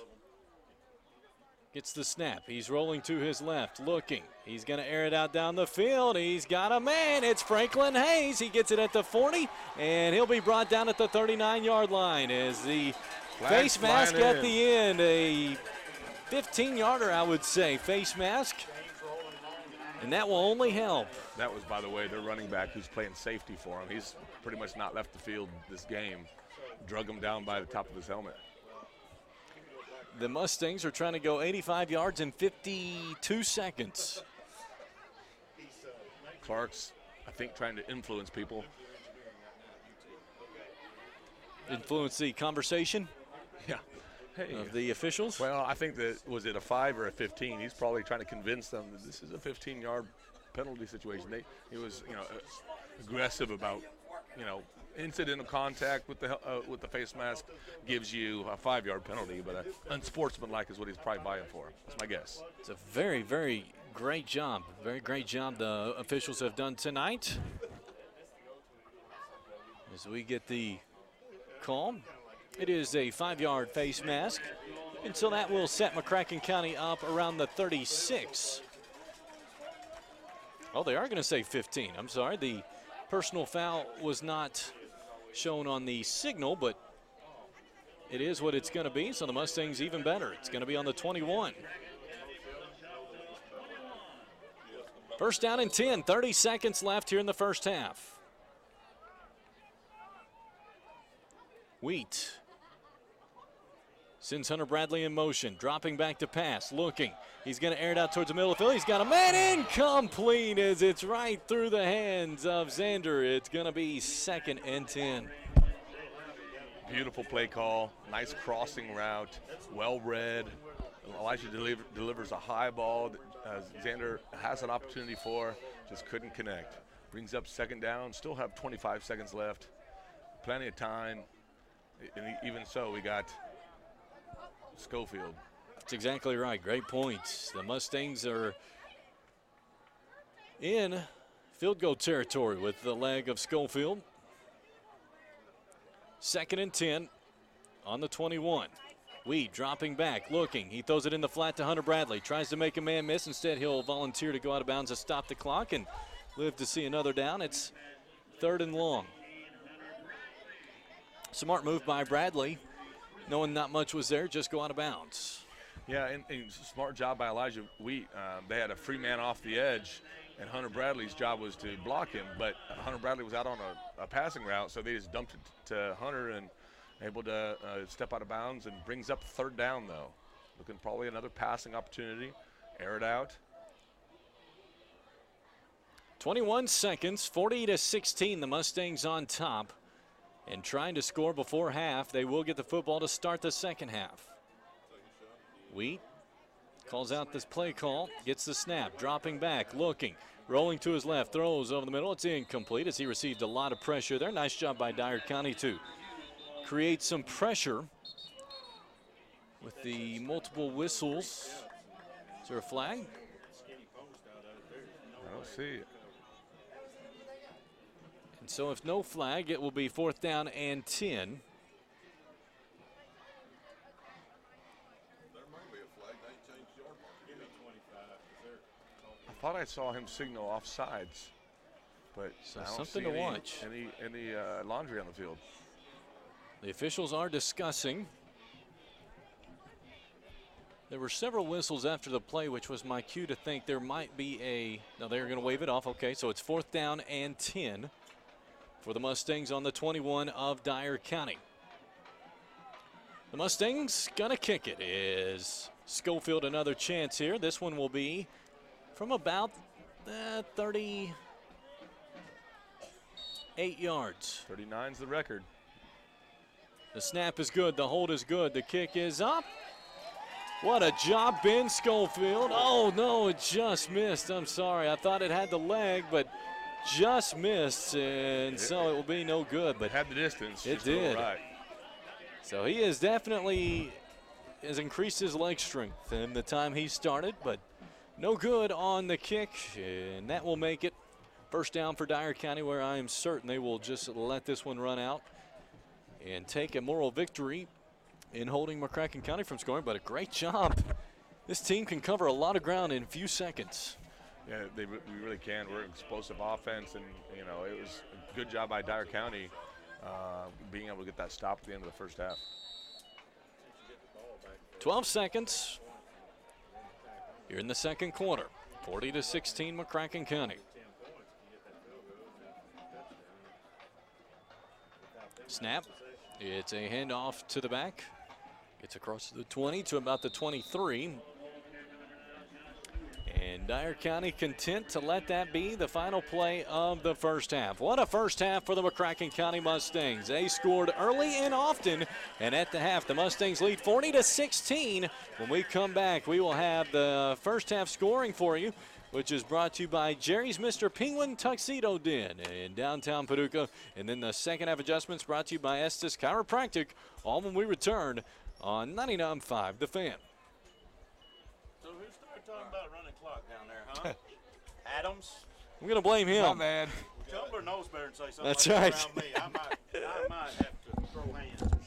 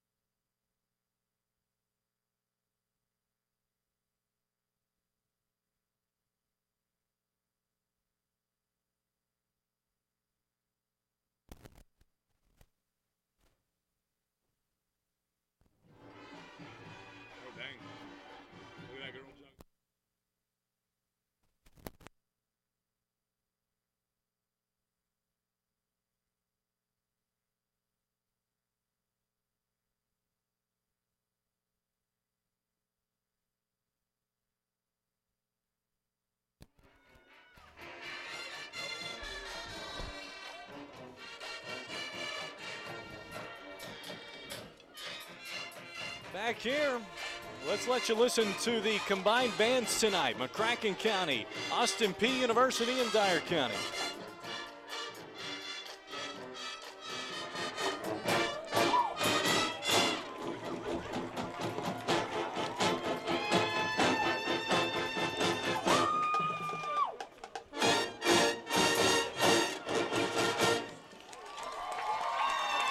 That is awesome. That was just the tail end of what they were doing so far tonight. They're going to keep going, but we've got to look towards the stats now. And with tonight's first half stats, it's brought to you by Jerry's Mr. Penguin Tuxedo Den in downtown Paducah. As the Mustangs lead 40-16 at the half, it is Jimmy Garrett. All right, good evening, Mustang fans. We'll take off and look at another high-scoring first half of McCracken Mustangs, McCracken County Mustang football. McCracken County led off the scoring in that first quarter at the 8:03 mark. McCracken County had a 5-play, 62-yard drive that ended in a scoring play. It was a 2-yard run by Hunter Bradley. McCracken County went for the 2-point conversion. Hunter again carried that in for an 8-0 lead at that 8:03 mark in the first quarter. McCracken County come back and had the second scoring drive of the night. It was a 3-play, 58-yard drive, ended with the 58-yard pass from Elijah Wheat to Franklin Hayes. McCracken County again went for the 2-point conversion. Hunter Bradley carried that in again, and McCracken County was up 16-0 at the 5:55 mark in the first quarter. McCracken County scored on the third drive of the evening at the 1:46 mark in that first quarter. McCracken County had a 6-play, 32-yard drive, ended on a 13-yard run by Hunter Bradley. McCracken County again went for the 2-point conversion. That 2-point conversion was a pass from Elijah Wheat to Pete Holmes, and McCracken County was up 24-0 at that 1 minute and 46-second mark in the first quarter. Interesting enough, McCracken County's next points came just in the last 20 seconds of the first quarter, and it was actually not a scoring drive, unusual play. Dyer County was punting. The ball went over the punter's head and rolled back into the end zone. He pushed it on out, and McCracken County got scored with a safety there with 21 seconds left in the first quarter, putting McCracken County up 26-0 there at the end of the first quarter. McCracken County scored again at the 9:32 mark, first possession in that second quarter. It was an 8-play, 49-yard drive, ended up with a 2-yard run by Jeremiah Hughes. Ben Schofield came out and made the PAT, and McCracken County was up at 33-0 at that 9:32 mark. Finally, with 7 minutes and 38 seconds left in that second quarter, Dyer County finally got on the board. They had a 5-play, 66-yard drive, ended with a 41-yard run by LaQuentin Wells that followed up by a made PAT. Patterson to a receiver there, and McCracken County was up 33-8 at that point. With just 2 minutes and 30 seconds left in that first half, late there in the second quarter, McCracken County had another scoring drive, 3-play, 69-yard drive, ended with a 54-yard pass from Elijah Wheat to Franklin Hayes, and Ben Schofield followed up with another PAT, and McCracken County was up 40-8 with just a little over 2 minutes left in that second quarter. Dyer County ended the scoring for the first half tonight at the 52-second mark. Left in the first half, Dyer County ended a 5-play, 30-yard drive after a long kickoff return. Ended with a 2-yard run by LaQuentin Wells, and again they went for the 2-point conversion. At that point, LaQuentin Wells ran in the 2-point conversion, and McCracken County was leading 40-16. So that's our halftime score. The only turnover to note in that first half was Elijah Wheat did throw an interception there at the 4-minute mark left in the second quarter. So now let's jump over and look at the team stats before we look at the individual stats. McCracken County tonight had 8 possessions, as each team had 8 possessions in that first half. Total yards tonight for McCracken County in the first half, 346 yards. Biggest majority of those come in the air, but we'll report the rushing first. McCracken County had only 18 rushes tonight for 87 yards. From a passing standpoint, Elijah Weed had a good first half. 19 attempts, 14 completions for a total of 259 yards. And one stat here I think really jumps out at me tonight. McCracken County had 17 first downs in that first half. I can tell you that's the most first downs McCracken County's had in a half all season long. Looking at the stats for Dyer County, Dyer County as well had 8 possessions in that first half. They had a total of 129 yards. Biggest majority of those coming on the ground. 22 rushes, 114 yards tonight on the ground for Dyer County. From a passing standpoint, they attempted 10 passes. Only 6 of those completed, just for a mere 15 yards in that first half. And interesting enough, Dyer County only had 8 first downs, so McCracken County doubled them on first downs in that first half. So let's take a look at the individual stats tonight. We'll just start out with McCracken County. From a rushing standpoint, Hunter Bradley's leading the team once again tonight. He's got 12 carries, 81 yards, 2 touchdowns, and 2 two-point conversions as well, I might mention. Jeremiah Hughes has got the only other positive yards tonight, rushing from McCracken County with 2 carries for 9 yards. He as well, Jeremiah Hughes, has got one of those rushing touchdowns on McCracken County's behalf. From a passing standpoint tonight, as I just mentioned, Elijah Wheat, 14 for 19, 259 yards, 2 touchdowns. The only blemish there was that interception at the 4-minute mark left in the second quarter. From a receiving standpoint tonight, Franklin Hayes is having a big night. He's got 6 receptions, 155 yards, and 2 TDs. Another guy having a good evening tonight from the receiving standpoint, Jeremiah Hughes has got 2 receptions for 50 yards. Hunter Bradley's got 3 receptions for 27, and both Xander Mays and Nick Masick both have, Masick also have receptions. Xander Mays, 1 for 15, and Nick, 1 reception for 12. So 5 receivers Elijah Weed has hit tonight in tonight's ball game. So let's jump over here and we'll look at Dyer County. As I said, the biggest majority of their yards has come on the ground. Most all those by LaQuentin Wells. He's got 17 rushes tonight, 102 yards, and he's got both of Dyer County's touchdowns, and he also has their 2-point conversion there as well. Dane Patterson's got 3 rushes for 10 yards, and Josh Stewart has 1 rush for 2 yards. From a passing standpoint, as I said, Dane Patterson, only 10 attempts in that first half, 6 completions. I think the big number that jumps out at me there is only 6 completions, but only 15 yards on 6 completions, so just a little over 2 yards per completion tonight for Dyer County. From a receiving standpoint, Josh Stewart's got 3 of those receptions for 8 yards, and Christian Rhines has 1 reception for 7. They actually got some negative yards from a passing standpoint as well. So just giving you a quick overview there, Eric. McCracken County's head statistics. For the first time, McCracken County's doubled the other team in first downs. That we've not seen all season long. That is a great point, and one thing I did not quite realize when it was all going down, Jimmy, it seemed to be maybe a little bit easier for you than these past few weeks, maybe by just a little? Just a little. I think one of the things we look at, we've had a few halves where we've hit 10 scoring drives. Yeah. Tonight, though, we've got 8, really 7, counting the safety made 8.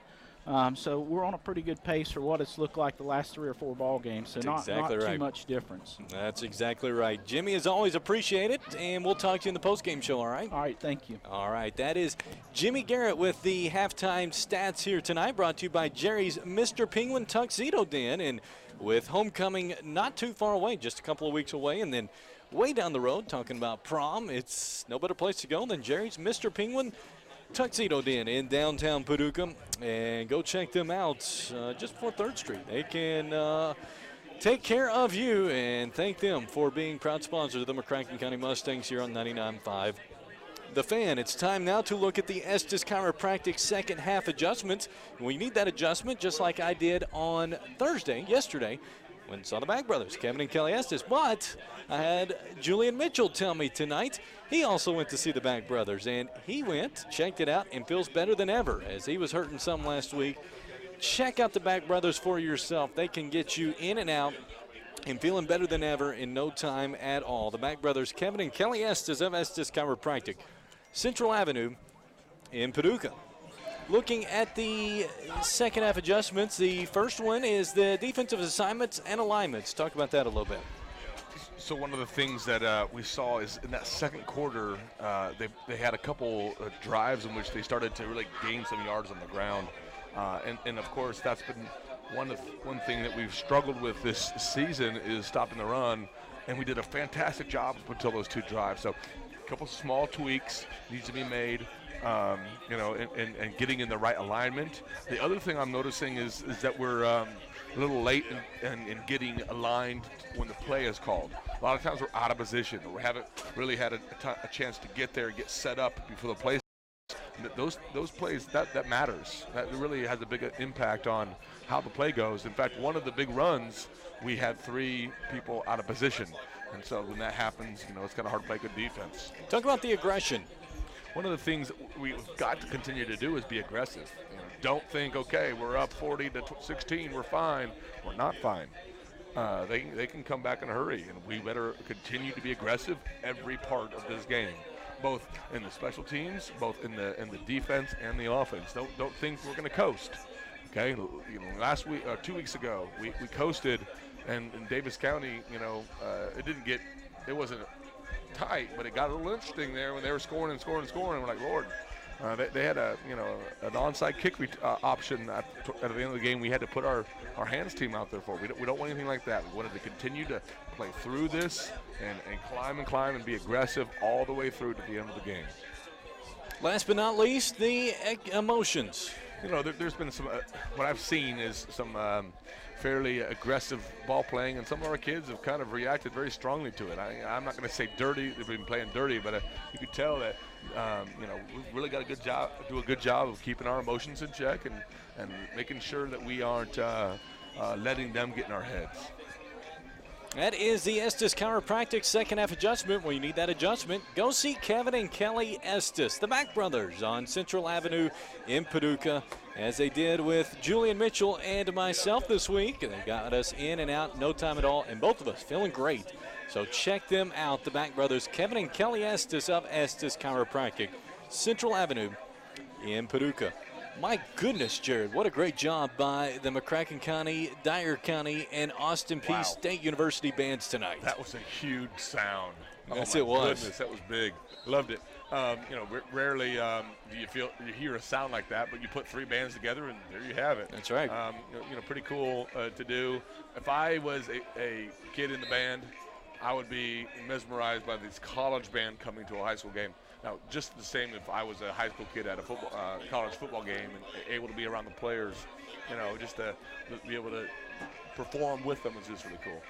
Yes, it was, as that was a great halftime experience for the folks here, as they performed 3 different songs, did a great job on each. When we come back, we will have the second half for you. Actually, let's keep it right here, as we have a special guest joining us. Get to plug a show here on 99.5 The Fan. You've probably heard of the Region 1 Sports Report. And the lead man for that is Brian York. You Chris hit the nail on the head with special, though. That was the. It has been a great one so far. You guys have done a fantastic job. We'll talk about when folks can listen and how they can listen. But you've had a chance to watch a lot of local sports, a lot of local football. It's been a month since you saw the Mustangs when they had an impressive win at Mayfield. Your thoughts since the Mustangs, since you last saw them? Take Mayfield out of the equation. I don't know if there's a more efficient offense in this region, this part of the state. It has been impressive. I had a choice now. I almost went down to Murray. Wasn't going to quite make it for game time. Something pulled me back to McCracken because it's fun. Yeah. It's fun watching this offense run. We hate the triplets. It's just so much fun watching these guys on the football field. It was nearly an 85-yard scoring drive in 40 seconds before the half. Couldn't quite pull it off, but this team is especially known for his offense, but it seems to be the defense kind of turning a corner as well. And if by chance that continues, watch out. that's the missing link for this team. The offense is there. It's getting those defensive stops, and at the end of the day, it's just little things. Buck up, put it on your shoulders, little arm tackles, routes that they take to the football, clean that up. Obviously, you're holding Dyer County to 16 after you stomped them on offense in the first half. But this defense, if they can keep making those strides, look out when that tournament and that playoff starts. That's exactly right. That's not too far away. We are about to start the third quarter, but before we do, tell us a little bit how folks can listen to you and when they can listen to you. Well, every day on the radio, if you the old-fashioned way, from 4 until 5 o'clock on 99.5 The Fan, and anywhere you get your podcast, wherever that may be, the podcast is there. It's available. Just search Region 1 Sports. And, of course, if you follow us on social media, on Twitter at Region 1 Sports, you can get it there as well. So we're as available as we can be for those folks in the region. That's exactly right. And appreciate it as always. Absolutely. Always a pleasure to talk to you. And absolutely. We'll be talking to you more in the future, all right? Appreciate it. Thank you. All right, that's Brian York of the Region 1 Sports Report. Again, you can hear him on the radio 4 to 5 p.m. on 99.5 The Fan, or download it on podcast wherever you listen to your podcast. Always fun listening to Brian talk football or sports. Yeah, we've mentioned this several times. Just love the fact that these kids in Region 1 get the, some kind of attention, outside of the newspaper, in the news. Being able to talk about high school sports is fun. It's fun to listen to. It's fun to theorize. It's kind of like becoming, ironically, the only amateur, level anymore in sports. And so it's cool to be able to highlight these kids. These kids are full-time students and part-time athletes, and no other level has that, really. No doubt about it. McCracken County on top, 40-16 as we start here in the third quarter. An absolutely stunning performance by the Mustang offense in the first half. Let's see if they can continue that here in the second half. You cannot count out, though, the Choctaws. They're not 6-1 by mistake. It's so important that you don't relax right here. I don't think they are. There's no indication that they do that. But, man, you pedal to the metal all the way through. And so the kick is a nice sidewinding kick that will be returned at the 10, dropped and picked back up. Is a nice job by Jeremiah Hughes Jr. to make one man miss. A flag comes in late, and we will see what the flag is. Likely a block in the back. There looks to be a Choctaw down on this side, though he is getting up. That's good to see. That was the running back. Holding on the return team. That's us. We're going back 10 yards.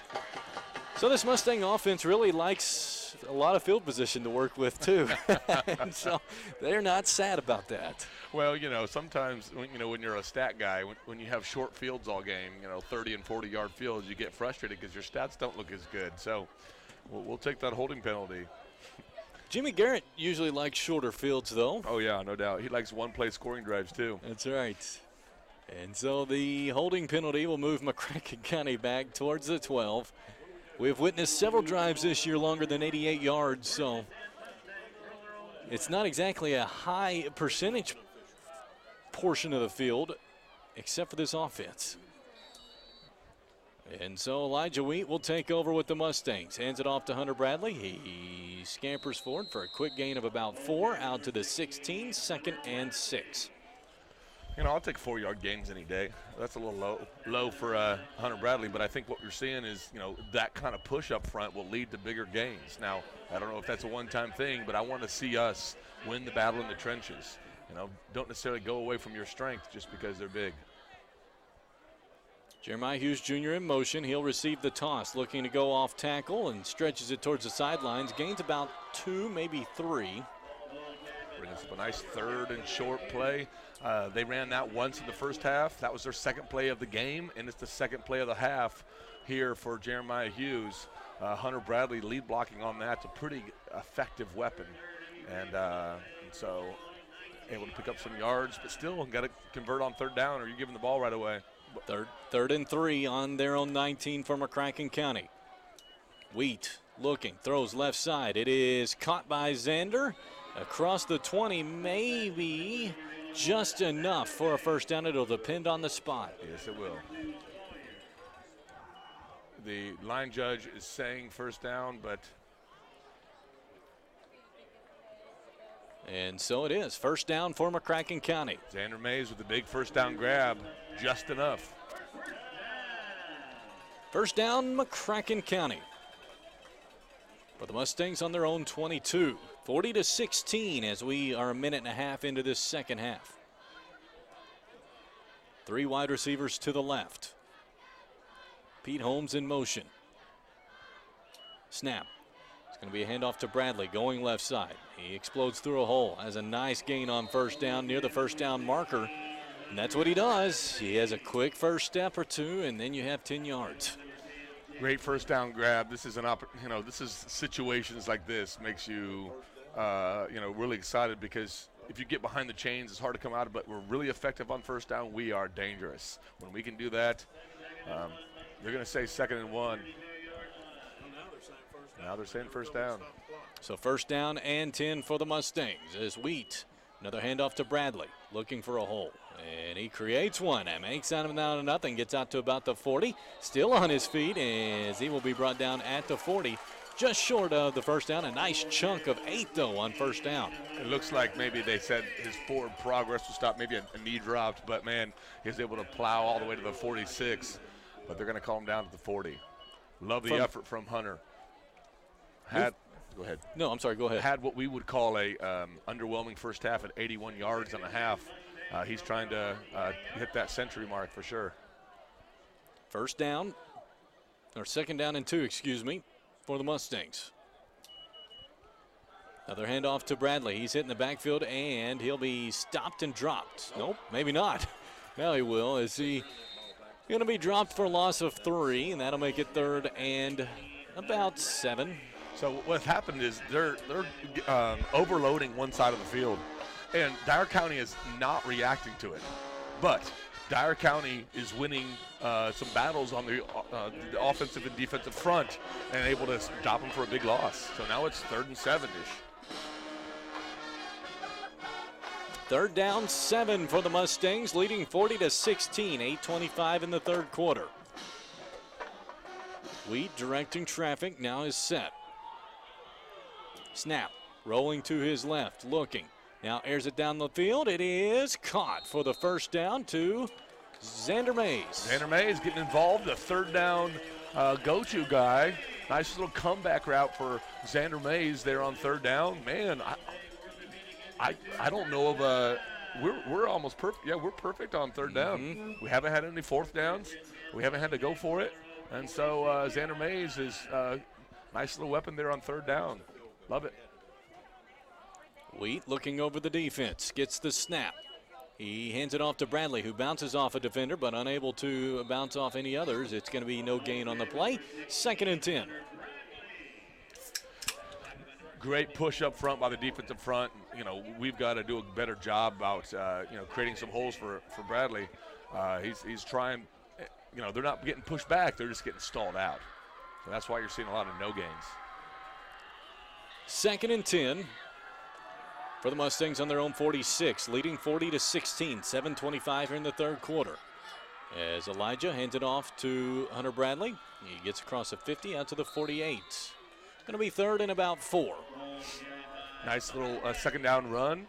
Looked to be a pass to Franklin, but the numbers showed run, and so they handed it to Bradley, who gained a nice 3 or 4 or 7 on the play. 6 on the play. Now another 3rd down. It's kind of been a chip away drive. We haven't gotten it in real big chunks. Taking up a lot of time too. We're almost halfway through the 3rd quarter. 3rd down and 4 for the Mustangs on the Dyer County 48. We're bracketing Franklin up top, double covering him. And McCracken County saw something they did not like and will call a timeout. We'll keep it right here as McCracken County leading 40-16. A little bit of a surprise. Thank you to Don Lamb for this. It's Owensboro 20, Graves County 8. It's not a surprise that Owensboro's winning. It's the fact that Graves County keeping it close. Yeah, Owensboro's 2 in 5A or number 1? I think 2. They've got to be in the top 2. They're undefeated this season and really, really good team. So the fact that they're within a couple scores is quite amazing for Graves. So Ohio County or Owensboro's on fall break or something. It is 3-3 between Davis County and Henderson County. That's a score to watch for the rest of the night. Henderson County, Apollo played Henderson County really close. It was like, 6-0 at halftime or something like that, And that's going to be coming up for us. We're heading to Henderson next week. That's right. 3rd and 4 for McCracken County on the Dyer County 48.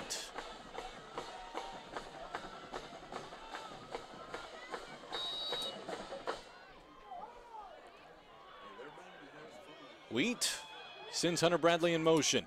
Looking, throws over the middle of the field. It's caught to Xander May. Oh, it's dropped. Oh, he was man. wide open And just couldn't quite bring it in. That's one of those he would die to have back. He was about as open as you could be for that moment. Beautiful throw, too. Yes, it was, and that will force the Mustangs to punt.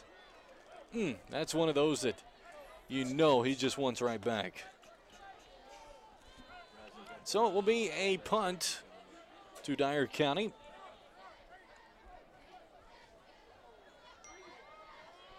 Davis County leads 10-3 over Henderson County. 40 seconds left in the third. That is a big development for the Mustangs district.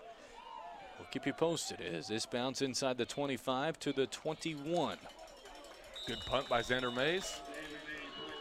Defense to come out and try to put something together here. The Choctaws trying to claw their way back in it. If they can score here, it's just a 17-point deficit. Crazier things have happened on this field. Yeah, no doubt. This is, like I said, we have to be aggressive. We can't be like, okay, well, we got to, put in the running clock or just chew up the clock offense. That's no good. First down and 10 for Dyer County on their own 21-yard line. 40-16. McCracken County, 6:22 in the third.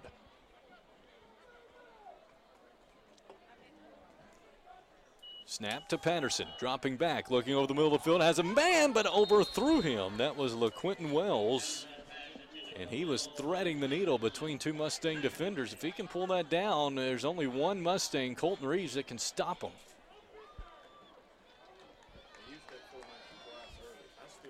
Interesting, they go right back to the pass here, which they haven't had a lot of success with. Almost did in a hurry there. They did. They did. And it looks like their running backs limping off the field. And so it will be 2nd and 10. Snap. It's going to be a handoff right side to Taylor as he cuts it back now left side. He creates something out of nothing across the 30, across the 40. He goes out of bounds. A nice job as he cut it towards the right, then decided to cut back left side, and nice gain of about 18. First down. Something of note, Tristan Hildreth has not played the second half on this defensive series so far. So the Mustang defensive depth going to see a little bit of a test here in the second half. 1st and 10 for the Choctaws. Handoff again to Taylor. And this time, Leandre Bolin eats him up. Nice drop for a loss. We needed that one right there. That's going to be looks like a 7-yard loss on first down. That's exactly what it was. 7-yard loss, 2nd and 17. 40-16 our score. The Mustangs have controlled from the word go against this talented Dyer County Choctaw club.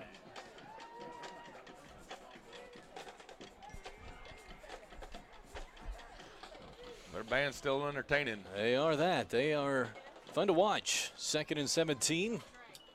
Dropping back. Patterson under a lot of pressure, and he's sacked. Leandre Bolin, goodness gracious, having himself a night. We talked, Coach Clark has mentioned 3 or 4 times, if this guy goes hard every play, he's going to be a force. And I would say this is his game right here where he is just having a coming out party everywhere. Yes, he is. And it was 3rd and 17. Knock that back even further. 3rd and 29. Mustang fans making some noise. More pressure coming. This time Patterson steps into the pocket, throws. It's a complete across the 30, across the 40. It's going to be short of the first down by about 7 yards. Nice scramble play by the quarterback. Yes, it was. Number 9 for them, who is Josh Stewart, probably the leading receiver of this game, even though they had like 12 yards receiving. Picks up a nice chunk of yards. Still 4th and 6. Leandre Boland did a nice job covering some territory. He did. To bring him down for the tackle. And now they're going for it. 4th down and 6. I can't really blame them here as we get towards the final minutes of the third quarter. Mustang fans making some noise. Patterson gets the snap, hands it off. No, he doesn't. He keeps it himself. Looking to throw. It is picked off. As Colton Reeves picks it off, there is a flag. We will see what the flag is. Beautiful catch. He tipped it up in the air to himself. Where is the flag? Oh, right by our sideline. So we will see if this play will stand. Colton Reeves deflected it into the air, adjusted himself a little bit, and made the catch for the interception. Even though dropping it would have gained him. That's all right. That is all right. It was a instinct play. Can't blame him in the least for that. He came off pretty pumped. I don't know if he's realized that. Hey, swatted that thing it's down. an accomplishment. I give him credit. That was a very nice play, to say the least. And so we will see what the flag is, though. That's the big question. Now, we'll say our offense is huddled on the field, so all indications by Coach Clark that it's against them. Could be, obviously, if it's holding, obviously. It is a personal foul against Dyer County. That means we're going to gain 15 yards in the end of this one. Oh, declined. Yes. Of course. Want to give a shout out to Ann and Buddy Rushing enjoying the game. Hated to miss the band performance they did, but good to hear that they are listening. Shout out to Ann and Buddy Rushing, brought to you by the Cellular Connection, your locally owned Verizon Wireless retailer on Lone Oak Road next to Sea Plant Federal Credit Union in Paducah. Marshall County leads 28-21 over Apollo. 3 minutes to go in the third quarter. Thank you, Don Lamb, for that. That's a big one. That would get Marshall County out of the basement of the district. And yeah. Well, they're doing that whole, ball control offense. 40-16, the Mustangs on top. 3:50 here in the third quarter. Snap. Bradley gets it and has a hole. He gets across the 40, across the 50, cuts it up inside the 40, has 2 men to beat. He cuts it up inside the 30. Oh, what a move, Hunter Bradley. Now cuts it outside, takes it to the house, but it's coming back. Oh, that was a clean hit. And great that block will come downfield. back. Block downfield. As it was about as crafty as you can make. Man, that was beautiful. We had a block in the back, way back here, away from the play. I mean, not even close. Man, the fans are not happy. Okay, I did go back and look at the video. It was a block in the back after I watched the video a little bit. I don't care. That was a fantastic run by Hunter Bradley. It was. I went back. I had it all on video. The first block in the back wouldn't have changed a darn thing. It was just somebody behind the play being silly. The second one, was it clean? Was it a block in the back? And I so don't know. Baloney. I'll watch it later. I don't it will believe your be crap. McCracken County getting the football, just a matter of where. As we await the spot of the penalty. I don't know if how that works. They're going to say a hold, so that changes everything. There was a hold way back beyond. So that's a different scenario altogether. Now, here's the thing. The Dyer County kids are pretty arrogant right now. They are trying to taunt the McCracken County fans a little bit. Oh, man. That is not a great situational awareness move, as they are kind of taunting, throwing the hands up in the air on the McCracken County crowd a little bit. That's, of course, you love to see the kids having fun on the field, but that's probably one of those where their head coach may not prefer. And you got to keep your head. I mean, you can't be doing dumb stuff like that. So it'll be first down for the Mustangs back deep in their own territory. Man. And so First and a 20. great run by Hunter Bradley, all for naught. But it was a highlight reel, to say the least. It was. Bummer for him. So Wheat gets the snap. He hands it off to Hunter Bradley this time, going left side. Gets it to the 20. Bulldozes his way across the 25 out to the 29. A nice job on first and long to make it now a manageable 2nd and 8. So all that talking, and we get 14 yards. And my suggestion is, if you want to taunt our crowd, is show up on the next play. That's just my suggestion. If you really want to back up your arrogance, actually stop something. It is 2nd down and 8 for the Mustangs on their own 29, as McCracken County leading 40-6. 40-16, excuse me. They're double covering Frank everywhere he goes. They got someone high, someone low. As McCracken County jumped on the line, on the right side of the line, that'll be a false start. And that will move it back to 2nd and 13. The Mustangs on top 40-16, 2:39 here in the 3rd quarter.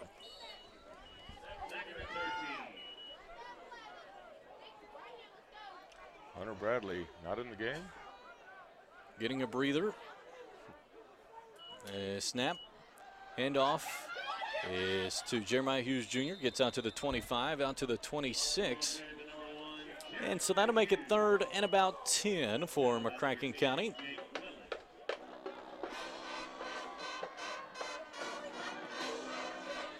.220 left here in the 3rd quarter. The Mustangs using quite a bit of clock, which they do not mind with the 40-16 lead.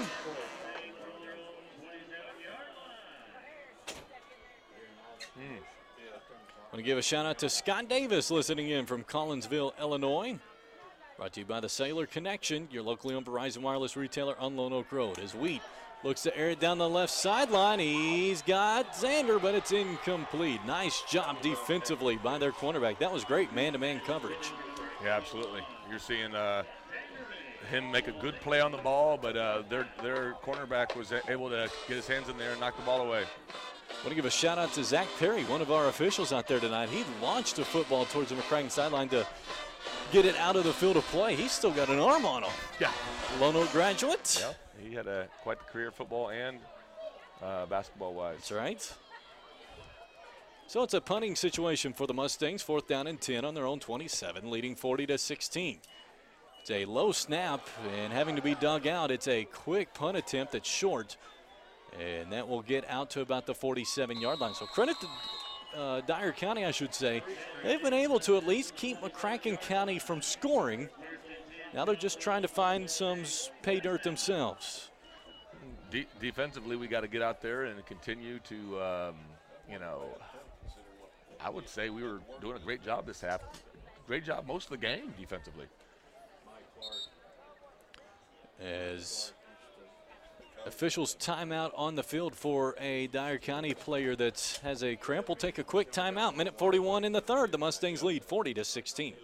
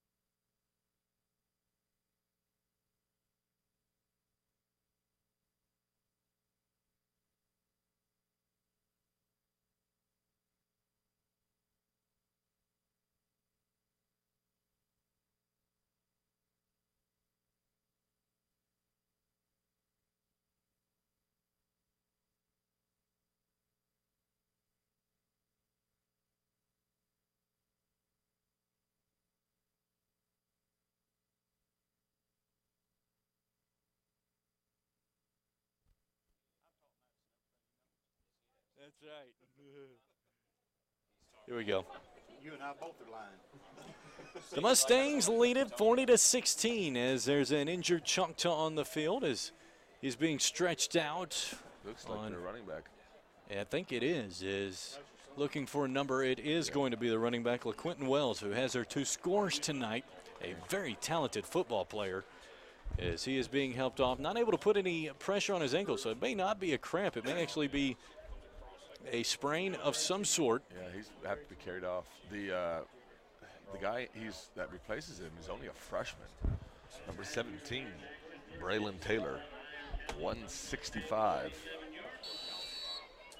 Something to watch, though, is Dyer County is in McCracken County territory. The Mustangs on top 40-16. It's right through the middle they go, across the 40, near the first down marker. Going to be about a yard or 2 short, gain of about 8. 2nd and 2. You got to be able to spill these plays. I really feel pretty good about our edge defense tonight. I'd like to see us be able to bounce these inside runs to the outside edge where kids like Dalton Skinner and Leandre Bowling are waiting. 2nd and 2 for the Mustangs. Hand off. It is to the freshman, Braden Taylor, and he gets the first down across the 35 out to about the 37-yard line. Colton Reeves cleans him up out of bounds, but he does get a first down. Hunter Vlack slow to get up on the sideline close to us, and he's going to walk with trainer Aaron Swain towards the trainer's desk, but he is able to bear weight.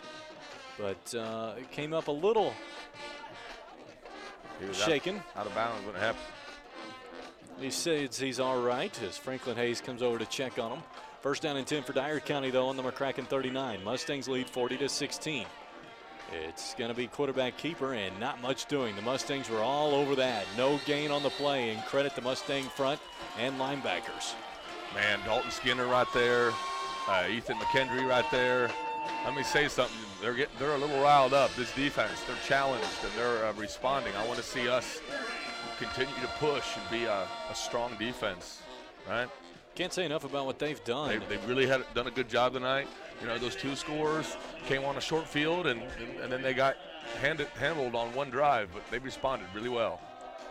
A nice job across the 35, though, across the 30 to the 28 on 2nd down. As this kid, Braden Taylor, is impressive. Just a freshman. Pretty quick kid.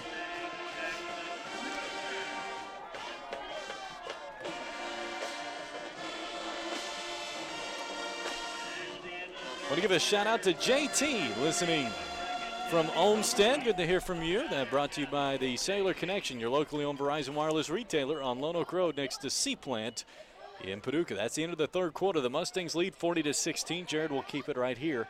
No scoring in that 3rd quarter, which if you're McCracken County, you're A-OK with. Well, you like to see us, doing a good job defensively, but there's a few things we've done offensively that haven't been that good. Obviously, the one amazing run by Hunter Bradley was called back. That's frustrating. But at the same time, we have 12 minutes. Make a good stop here. They're deep in our territory. It's 4-down territory. I guarantee you. It's 3rd and 3. I want to see us bow up right here. Keep them out of the end zone because it will get interesting. I promise you. If we relax. Henderson County and Davis County tied at 10 with 8:18 left in the ball game. That one is big because if Henderson County wins, it's a winner-take-all for the district championship next week between McCracken and Henderson. As that game will be here on 99.5 The Fan. If the Colonels lose, McCracken will have a 1-game lead on Henderson County. As a handoff to Taylor, who's hit and dropped before he can get to the down to gain for a first down. It's going to be 4th and about 2. Nate Helmich there on the tackle. Way to come in and make a big play on 3rd down. Now it's 4th and a couple. I don't think we've stopped him on 4th down tonight. They've gone twice. No, we have. They threw a screen out there stupidly, and we blew it up. The Mustang fans making some noise. 4th down and 2 on the 26. McCracken leads 40-16. Dyer County trying to get back into it. Snap. It is a toss. It's going to be a first down across the 25 out to the 21 as they tossed it to Josh Stewart. The junior gets a first down. They've come up big on some fourth downs in this game. We've stopped them on at least one, but the fact that they're getting, I think, 2 of 3 fourth downs is not a good stat for us. Inside the 20 now, in the red zone.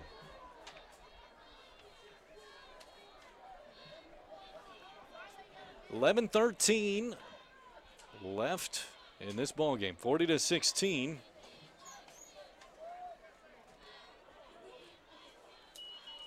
As Taylor gets it.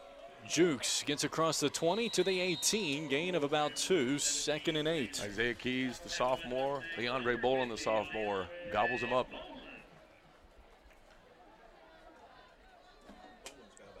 The Mustangs allowing some clock to go off. They have no worries at all about the clock. Davis County leads 17-10 over Henderson County. 6 minutes to play. Snap. It's a pass towards the left side of the end zone. It is caught for the touchdown. What a job by their wide receiver to adjust at the last minute to make that catch complete. Looking for a number. I think maybe Logan Palmer. Maybe the one that caught it.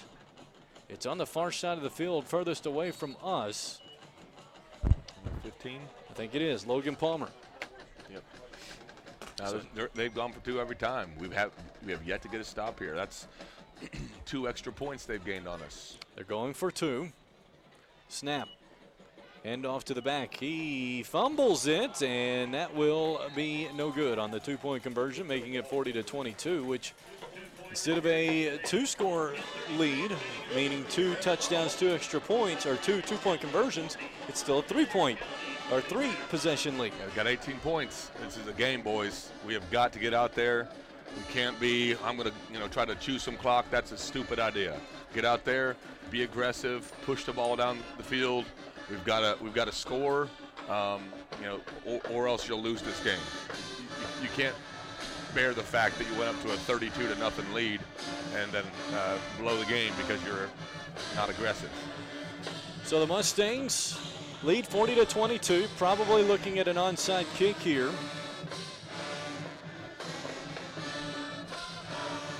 As the Battle of the Bands going on right now, McCracken County and Austin Peay on this side, Dyer County on that side. You can't hear McCracken County and Austin Peay's band, obviously, with us being behind them, and you can, though, somewhat hear them. 10:33 in the 4th quarter. 40-22. It's an onside kick. It's loose, but McCracken County, I think, fell on it. We will see who comes up with it. Caught it between his legs. I don't know if he was able to hold on to it through that. They are trying to pull off some players, and they are going to say McCracken with the football. So the Mustangs will have it. 10:28 left in this ball game, leading 40-22.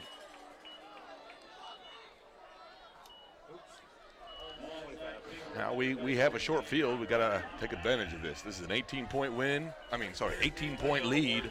10.5 minutes left. Don't go anywhere. Momentum is in the Choctaw favor right now. They are very hyped up. So first down and 10 for the Mustangs on their own 42.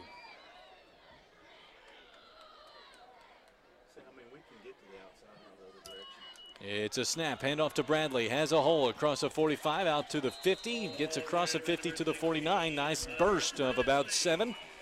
2nd and 3. By the way, I got a text message from Jimmy Garrett a long time ago. Let's see, 8:51, so a good 25 minutes ago, that said Hunter was over 100 yards.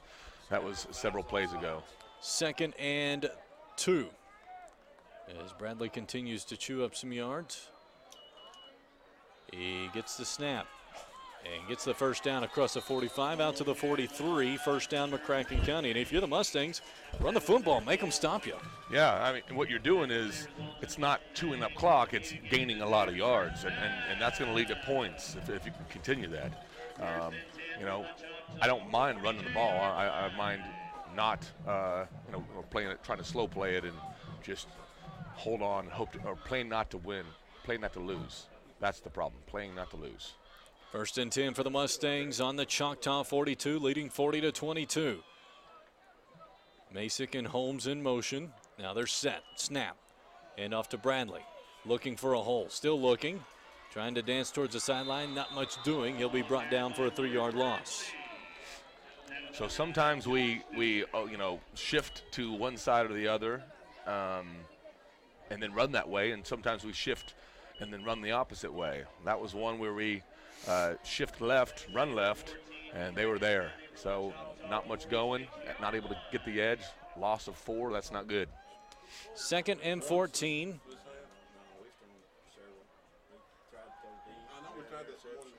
$8:48 left in this one, 40-22.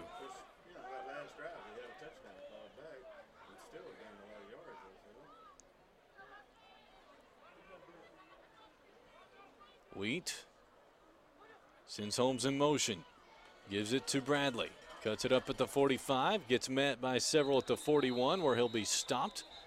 That'll make it 3rd and 9. Obvious passing situation now for the Mustangs at 3rd and 9, so we'll see how the Mustangs choose to play it. One thing I've noticed is they're double covering Frank. So if you want to get Frank involved in the game, you got to throw some screens, or you got to kind of do like a pick move where he got to get sprung free based on the route. Otherwise, you're going to Xander Mays or one of the other receivers on the field, which is Nick Masick and Pete Holmes. 3rd and 8 from the Dyer County 41. Wheat dropping back, looking.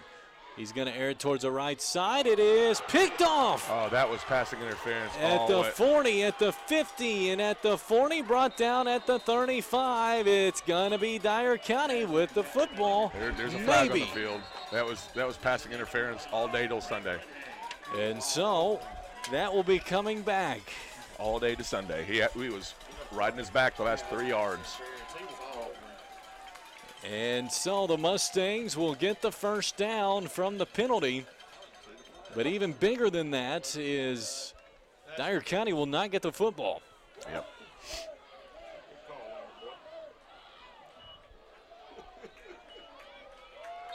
First down for McCracken County. And I can't say enough, this officiating crew has been phenomenal. And I do mean that. It is A+ tonight. And we've mentioned Zach Perry and Kenny Perry, I think, are out there. I think Bubba Henley as well. Right now it's the first down. I think they just tagged on more. Personal foul. Unsportsmanlike conduct against Dyer County. And so that will add more to it. And instead of a Dyer County football on the McCracken 30, it's going to be McCracken football on the Dyer County 13. That's a flipped field if you ever seen one. Yes, it is. When you ride the back of the wide receiver the last 3 yards before the ball arrives and then talk smack, that kind of crap happens. So it's first down and 10 at the 13. Wheat split backs. Snap, hand off to Hunter Bradley. He jukes, gets back to the 10. As it will be a gain of about 3, maybe 4. Second and 7. I'm curious, Franklin's on the sideline. I think they're looking to see what happens when Franklin's not in the game. How do they set up? They've been double covering Frank, so how do they cover the rest of us? Single coverage on Xander. Split backs beside Elijah. Snap. It is a handoff to Bradley. Jukes. Not much doing as he's bottled up at the 10. Third down and about 6. Credit to Dyer County. They're not backing down. This is a high-quality ball club.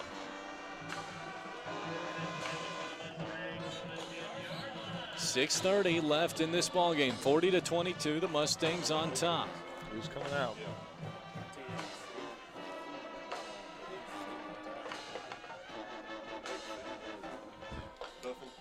15 seconds left on the play clock. Mustangs now get the play. Down to 5. Mustangs have to hurry, down to 1. And they have to call timeout. And so that is a not ideal circumstance for the Mustangs, but the good news is the Mustangs lead 40-22. They did just use up 40 more seconds. It is 6:04 left in this ball game. And credit to Dyer County, though. They've really kind of dictated this second half a little bit. And this is a quality ball club. We said don't go anywhere. They are going to fight back. And this, I don't necessarily put it on McCracken County at all. I put it on as a credit to Dyer County. So what Dyer County has done, this is the strategy to beat McCracken County's offense, is double cover Frank and then stop the run. And what they're doing is, now we're still gaining some yards, not as much as you'd like, but when they double cover Frank like that, you know, they're bracketing them. Someone a yard off the ball and someone 10 yards off the ball. You know, you have to go to the run game. I mean, it just, the numbers dictate it. There's only 9 left for 10 people. You run the ball, but they got a pretty big defensive line and able to kind of gobble us up. So Coach Clark's had to be creative and get some guys open in different situations. 3rd down and 7 for the Mustangs on the Dyer County 10, leading 40-22. Wheat dropping back to pass, looking, steps into the pocket, still looking to throw. He now throws towards the middle of the end zone. It is caught by Xander Mays. What a job by Elijah Wheat to buy the time, and Xander Mays to find a route to get open. Man, and great blocking on the offensive line. There was a pass rush.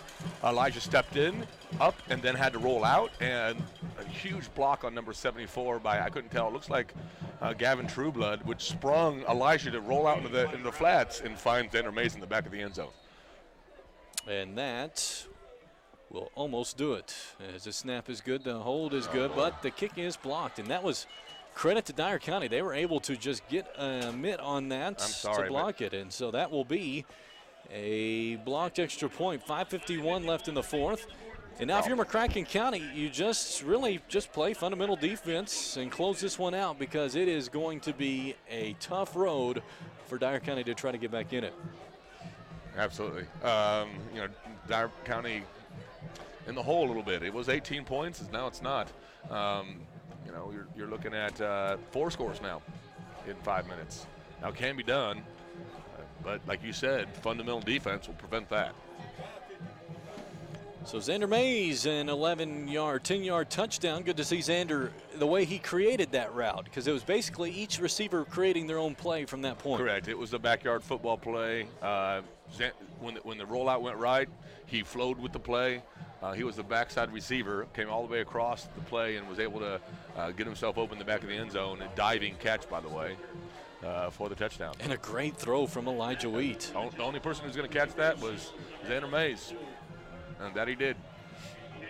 And so it will be McCracken to kick off, leading 46-22. 24-point lead right here. 5:51 left in this ball game. The Mustangs have led from the McCracken County first drive. Schofield to kick. It's a short end over and kick, and it will be caught at the 34. Almost perfectly placed. Yes, we were right on him, and I thought he fumbled it a little bit, but he just took a knee instead accidentally. So the Mustangs defense back out, and even though they have scored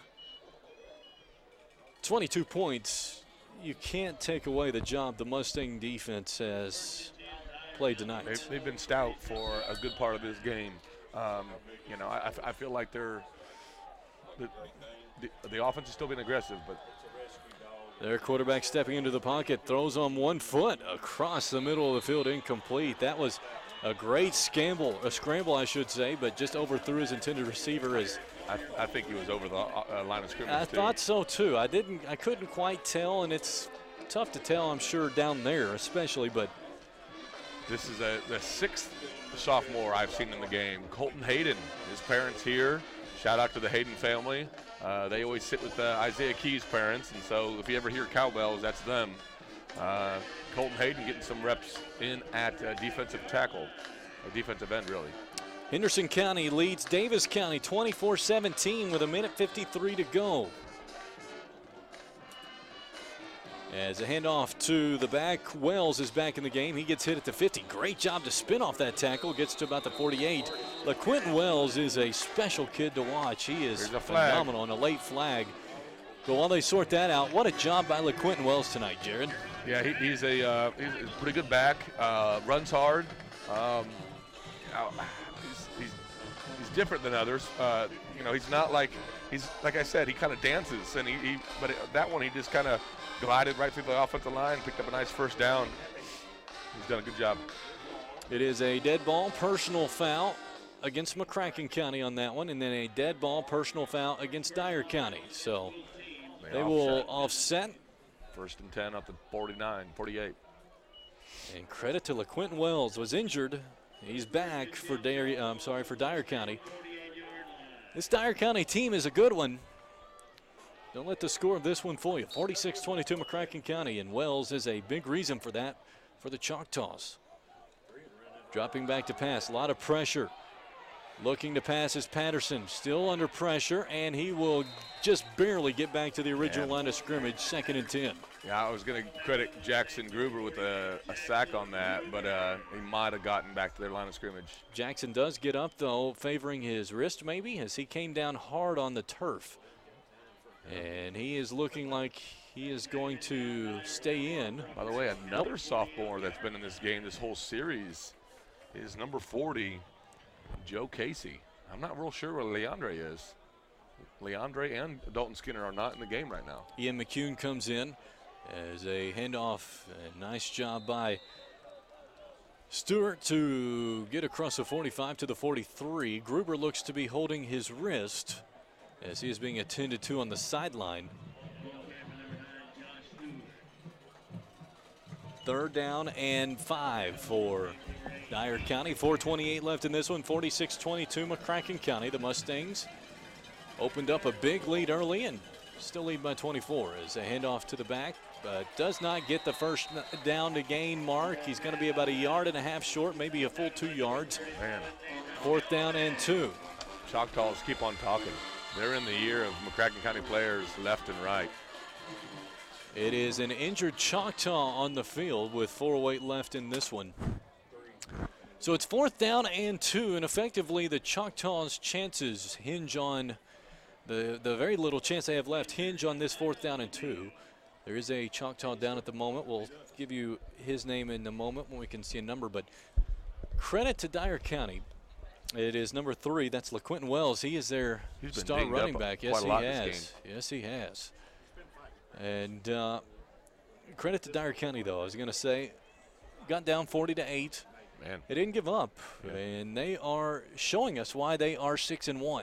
33-0, I think, at one point. That's exactly right. Crazy. They're a talented team. Very emotional. Yes, emotional they are. Team, and you could tell as soon as they kind of started feeling it. They felt it, and they were a lot more aggressive after that point. We kind of stunned them, and they kind of like just sat there and took it for a while. It was end of the first quarter, and we were approaching, the 36-point margin, and they finally responded. And you said it, they're an emotional ball club, but they have figured out a way to at least channel that emotion towards a positive. You've seen teams in the past that if they get overly emotional into a game, it can wreck them and send them backwards. But for the Choctaws, that seems to be how they rally. And you can debate on whether you like it or not. It's what's working for them. And kind of. it's full. Yeah, I guess it started Yeah. when they were back a But lot further than this. The problem when you're riding emotions is they go up and they go That's down. valid. And so they've been pretty flat since we scored. Right. You know, I would rather take a hard-working club that never gives up than one who, when they're doing well, they're, you know, super high. And when they're doing not so well, they want to quit on you. So. And this Mustang team, you said it, they work hard from the word go. The whole group is, like he said, like a blue-collar mentality. I'm here to work. What do you need me to do? I'm a kind of a worksman, aggressive, that kind of mentality. As Coach Clark said. Yes. Yeah, Coach Clark loves this ball club. I'd love a team like that any day. I don't really care if they're flashy and they got a lot of whiz-bang. You know, I want grinders, and these kids are definitely workers. Roy Bohannon, as he commented on Facebook earlier, that this is just a fun group to watch, great on and off the field. And we get to see it. We were talking to Franklin Hayes and Elijah Wheat at the coaches show on Wednesday night. Just two great kids that are very sound in their thinking, very mature in their thinking. You can see that on the football field. You saw that again here tonight in multiple instances. It's good to see that LaQuinton Wells now is up. He is being helped off the field. That's what you don't like to see, not able to put any power down. Now he's starting to. You hope he is well, because that kid is special. But this Mustang team, just so much fun to watch. And they're about to win their 6th game in a row. 46-22 the score. The Mustangs on top of a very talented Dyer County ball club. Still not off the field. He's walking now. I think it may have been one of those cramps, but in this cold weather. He's been plagued by it since late second quarter, early third quarter.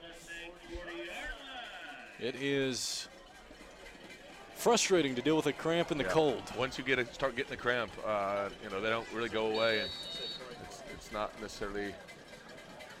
Big 4th down and 2. They hand it off to the back. He will scamper near the first down marker. I think he got it by forward progress just barely, as he did move across the 38, which was a line to gain, I felt like. It'll depend on the spot. I think he got it. They may, though. I think you're measuring. I think they will measure. Yeah, they are going to bring out the measuring. It's impossible to just 100% spot the football perfectly in football. That's just impossible to do. But there's always a little bit of human error, but I think that's a good spot. Yeah, and needed. You need human interaction. If this game was by robots, it wouldn't be very fun. No. And again, we've said it several times. This officiating crew, phenomenal job tonight. As a lot of names we know. As we mentioned Zach Perry a couple of times. Kenny, his father, Bubba Henley. Trying to find other I can recognize, but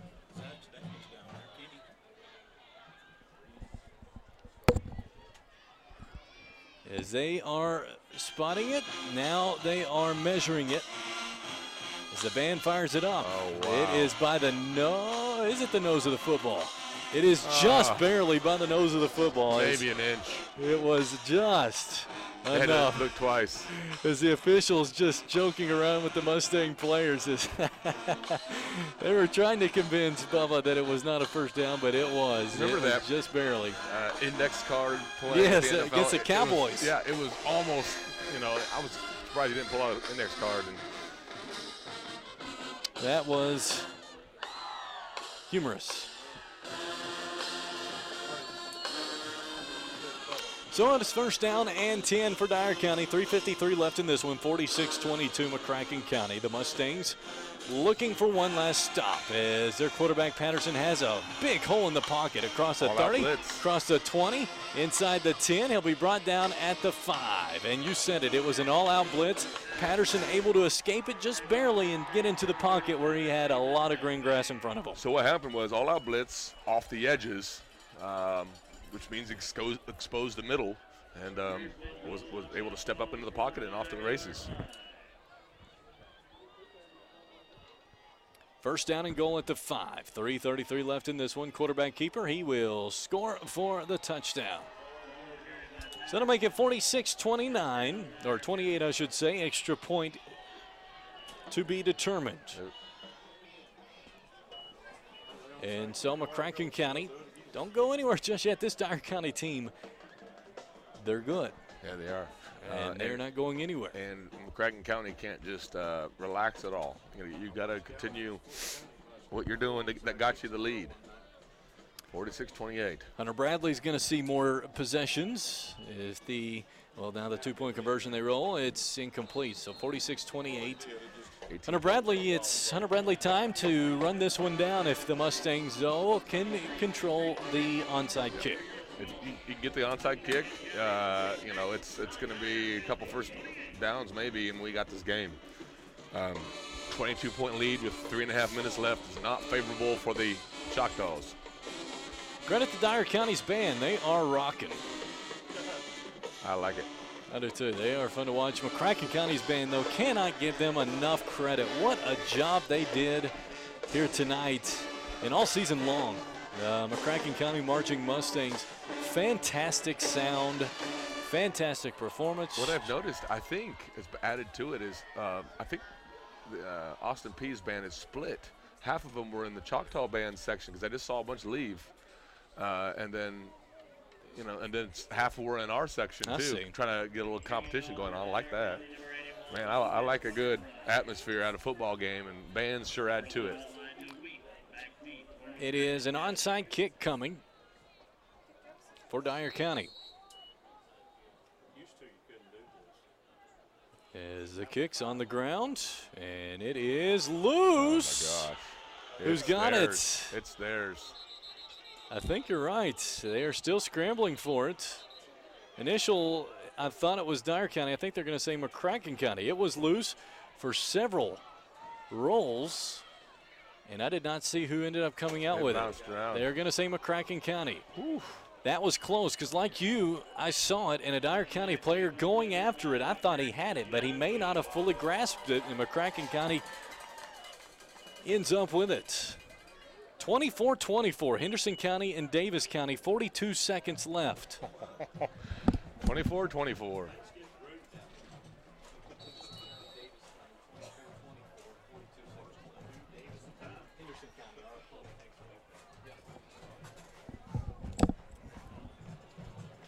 First down and 10 for the Mustangs on their own 49. 3:20 left in this one. Split backs for Wheat. It is going to be this time to Jeremiah Hughes Jr., who's hit in the backfield and dropped for a loss. A nice job in pursuit by David Moreno, a junior defensive back. 9-yard loss. The Mustangs can use some clock since Dyer County not using a timeout there. 3 minutes and counting. As the Mustangs can use all 40 seconds here. All 3 timeouts Dyer County has.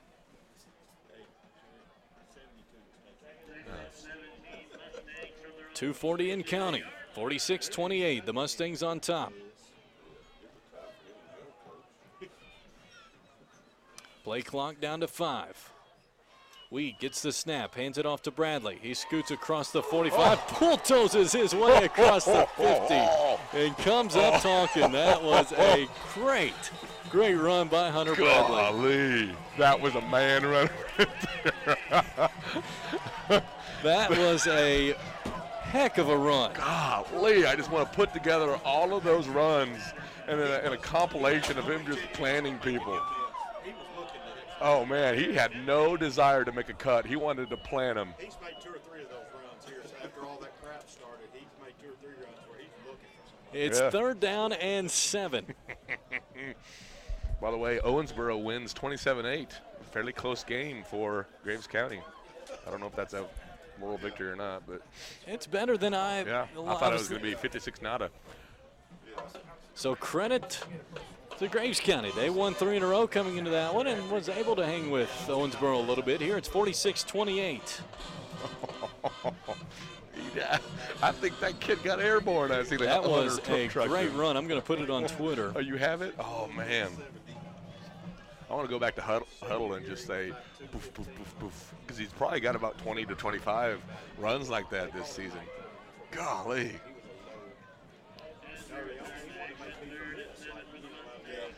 And this is deep. This is 2 minutes left in the game. Hunter's running that hard. Oh, it's phenomenal to watch. I bet you that guy doesn't take him head on anymore.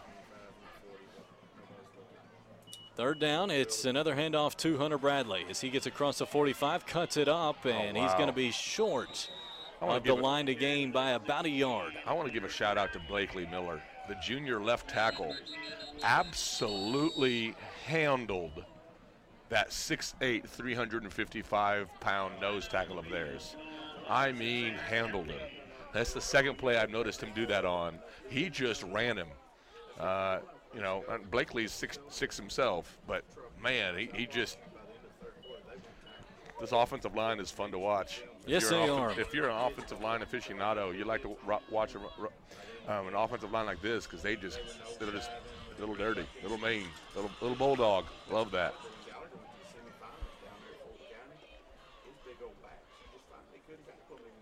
So it is going to be 4th down and 2. If he had played on dry field, he'd make it to the championship. Bardstown beating 6-0. Slop. I mean, it was just like playing in a pigsty. And what happened was Been a lot of bright spots for this offense or this team, both sides of the ball tonight. on a turnover, and they were down. They switched into the field. And they were on the field, 2 minutes left, 46-28. they scored. And the rest of the game, nobody could do anything. They just slipping and falling, and it was scored. So 4th down and 2. The Mustangs going to go for it. Wee gets the snap, hands off to Bradley. He gets, he I got it. believe, the first down. You're right. He is just Half a across yard. the 41 to the 40, about the 41 and a half. Or 40 and a half, I'm sorry. They took the big dog out. He's been planted too much.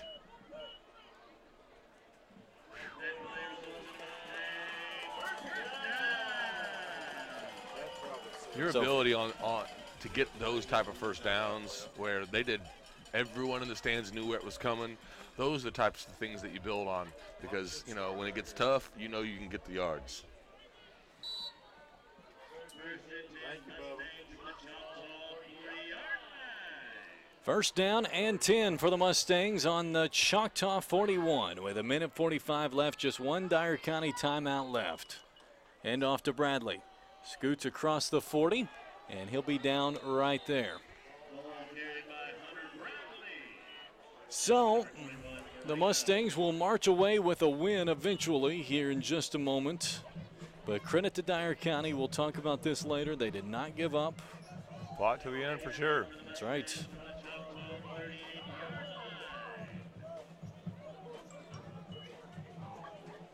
Second and 8.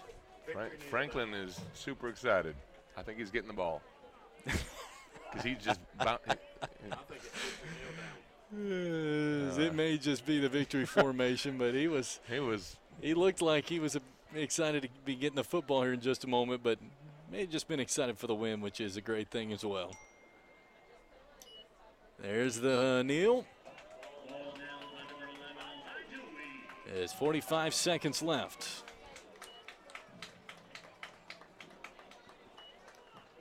Coach, don't get upset. I held it as long As oh no, you got to do it one more time. I held it as long as I could. Oh, we got like 3 or 4 seconds. Just snap. Don't even wait. Just snap. there's the snap. We will take a knee, and that's going to do it. The Mustangs win it tonight, 46-28 the final score. Jared Adams, that was an all-around pretty good win for the Mustangs. That's good. Had a little drama there. You know, but that's cool. But I like the fact that we prevailed even though it got tight there for a second. And so the Mustangs move to 6-2 on the season. Dyer County falls to 6-2. And that is now 6 wins in a row, my friend. We've really went on a run. I'd like to play a couple teams again. And so when we come back, we will have the final scoring for you, the stats, players of the game, and more when we return here on 99.5 The Fan.